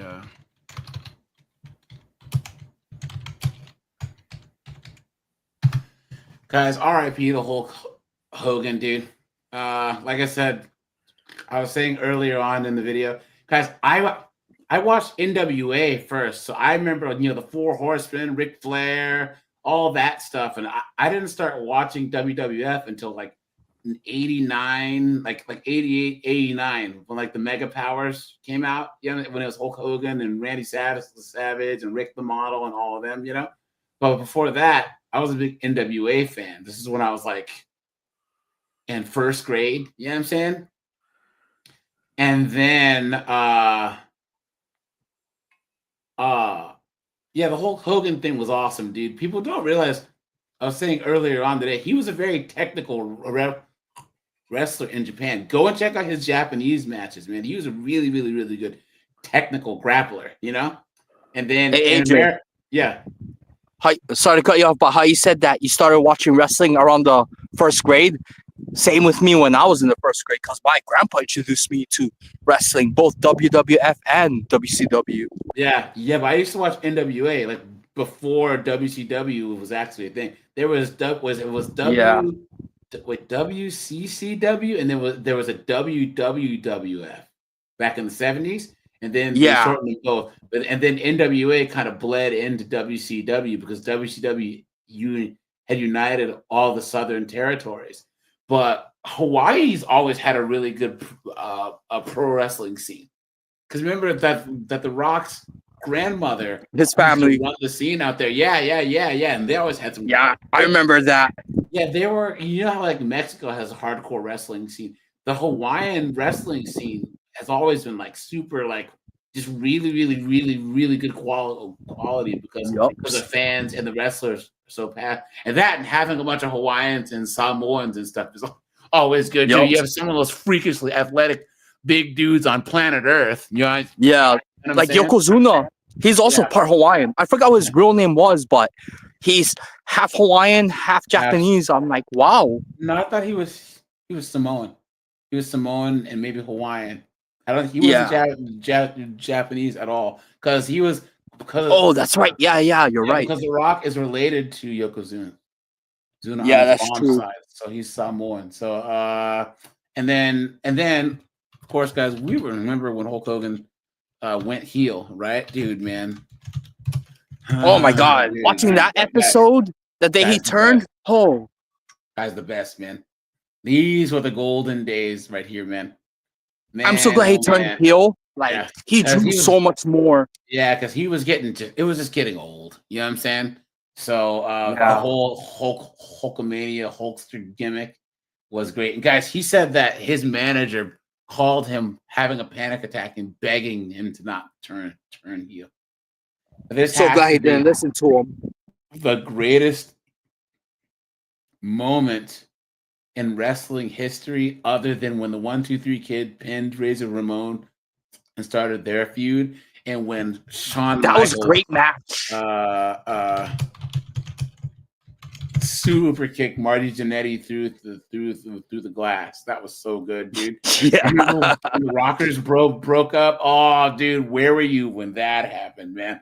But this man. R.I.P. to Hulk Hogan. I don't care what anyone says about the guy. Apparently, he was a real selfish prick behind the scenes. But guys, he always wanted to be number one. And guys, sorry to say it, but pro wrestling is not a team game. Yeah, exactly. Do whatever you can. There are guys like the Undertaker's always been a wrestler, But there's a reason why Hogan lasted, 40 plus years on top of wrestling. My mom was tripping out when she found out Hulk Hogan died. Yeah. She asked me in Ilocano, "Oh, Hulk Hogan died?" I'm like, "Yeah." It's like, when? I was like, "I think it was yesterday." Yeah. Guys, the best thing ECW did is Okay, the 3 things ECW did was give us Steve Austin. Okay, Steve Austin first developed what became Stone Cold Steve Austin in ECW because WCW got rid of him because they're morons, right? Yeah. And then that fight he had with Jake the Snake Roberts when he cut that promo, it was like, oh my God. Yeah. And Jake the Snake was being carried away or limping away. And then ECW gave us Raven. Dude. He was an odd one. Raven is one of the dude. Raven's WCW run, one of the greatest. When he had the flock, so good, dude. The Raven was awesome, man. Yup. He was quote the Raven, nevermore. He was so awesome, dude. And then also, ECW gave us. There's 2 wrestlers that I watched that it was like the tail end of their career, but I'm so glad I got to watch them, was $1 Million Man and Rick Rude. Yeah, both of them underutilized. Both of them. There's no reason why. Very unfortunate. Rick Rude didn't get a world championship. Yeah, even Mr. Perfect never did, I think. Yeah, he was United States champion, and he was Intercontinental champion, and he was part of the tag team champions. Yeah. I don't think he ever got. Dude, this dude's build. Look at this guy. And Vince McMahon wanted him to bulk up and like start taking more steroids. He's like, no, he has one of the best builds. Pause. In wrestling history. That's why they call him Ravishing Rick Rude in the top 5. But you guys know who else was underrated?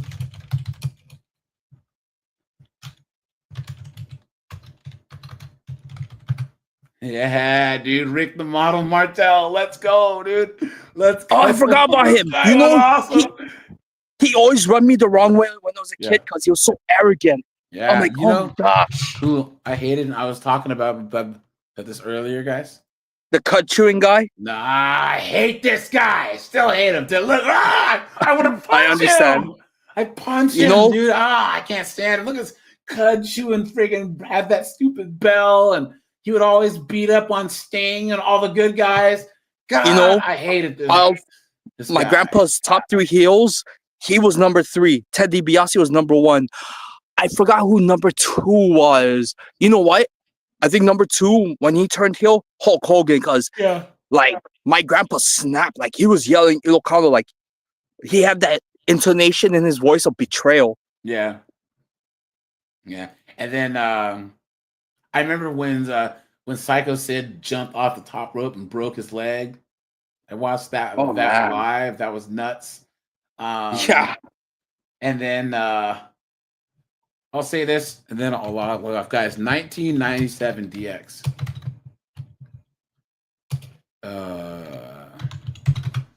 Is the greatest stable of all time. Triple H, HBK, China. They were, and Rick Rude, he started out with them. But guys, they were only around for 15 months. And then Shawn Michaels hurt his back and had to drop out. Guys, they are the greatest. These 3 are the greatest. They did it better than anyone, even the NWO, because they at least had matches. NWO, they would talk all this mess or whatever, and then always have half a match at the top of the card and then just jump the guy, whatever. Oh, William Regal, he was good too. But yeah. Guys, my top 5 technical wrestlers all time, obviously, Bret Hart, William Regal, Mr. Perfect. Who else? Dean Malenko. Yeah, he was good. And very underrated. And Alex Wright. Alex Wright, dude, he could get a good match out of anybody. He was such a good technical wrestler, man. Yeah. Shawn Michaels is in the top 10 too, but yeah. Honestly, up there too, but yeah, I was about to say, for me personally, because I don't know if Brett went to Japan and wrestled. either Owen wrestled in Japan a few times, Yeah, or Owen did. he wrestled against. Yeah, I thought he was better than Brett. That's just me, though. But when the Steiners were in Japan, have you guys seen their finisher? That's got The Steiner recliner? No. He would do the. It was like hold on. Scott Steiner finisher. And Rick Steiner, the brother. Japan. Look at this. Oh, I see. It was the here. マサさん今何て言ったんですか？僕もよく聞こなかったです。なんかとにかくもう決めてやるみたいなこと言ったんでしょうね。僕終わりだと見てください。さあ高々と抱え上げて。Yeah, let's go. Oh damn. Let's go. Let's go, dude. Watch the Steiners in Japan, dude. Scott Steiner got so big when he was Big Papa Pump. He couldn't wrestle much, you know. But guys, yeah, Corey, you are right. Yeah. It got annoying fast. But here's the thing, guys. The cruiserweights are what kept WCW so interesting. Yeah, I'll agree with you on that. It was weird. Because the cruiserweight matches seemed more interesting or more valuable than the because they were the heavyweight championship. They were such good technical wrestlers. You know, I never thought of it that way as a child, but you mentioning that way, that makes sense. Dude. Wrestling Disco Inferno. Bios is a guy on YouTube. YouTube guys, check out Wrestling Bios. He's that Scottish guy. Guys, check out his channel. He's the most comprehensive like wrestling channel there is. He Wrestling did a Bios? video. Yeah, Wrestling Bios, and there's another one, Stunned by Wrestling. Okay. Guys, he did a video on the Disco Inferno, and he goes, the Disco Inferno should not have worked. But the fact that this guy, he's such a great wrestler, he had a good look, and he leaned into the character. He was a Disco Inferno all through the Attitude Era. Look at that. Yeah. Guys. Former Yankee great. Now watch. Remember LaFarca? Yuji Nagata, and he's He's still going after all these years. The LaFarca dance. Let's go. No, the original LaFarca died. And now there's another LaFarca. Yeah. That I did not know.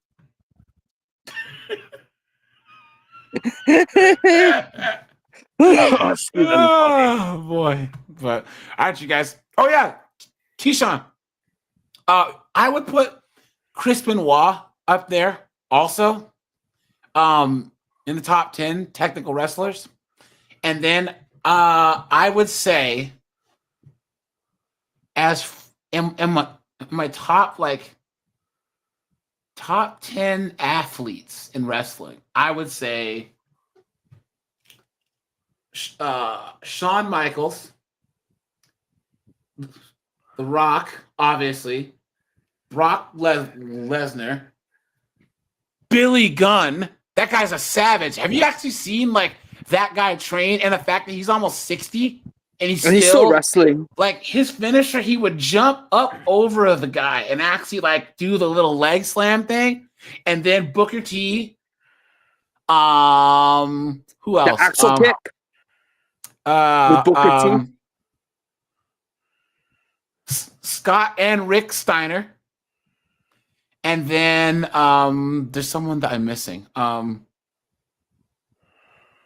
Probably either Kidman or the Undertaker, because the Undertaker can walk those ropes, and he's 6'9". Oh, yeah, and then the luchador wrestlers as well. Yeah, I believe all those guys like La Parka and Juventud Guerrera and all those guys. So and Psychosis. Yeah. All right, guys. I'm gonna shut this bad. We're doing, guys. The Sunday live I'm gonna do on Saturday. All right. So, guys, I'll be live Saturday. What time? Saturday, probably at 10 p.m. Okay, perfect. I'll be done with work early, by then. guys. Well, I don't know if I'll do a 5-0 and 304s live tomorrow. I think I'm going to take a little break because because I'm pissed off. But I don't blame you. Well, I'll be back on there. So, all right, guys, I appreciate you, Tom, Snowboard. Thanks, you guys. Thanks. We're at 16,500 guys. I'm trying to hit 17K here soon. So, bye, guys. Beautiful. Bye. Take care, everyone.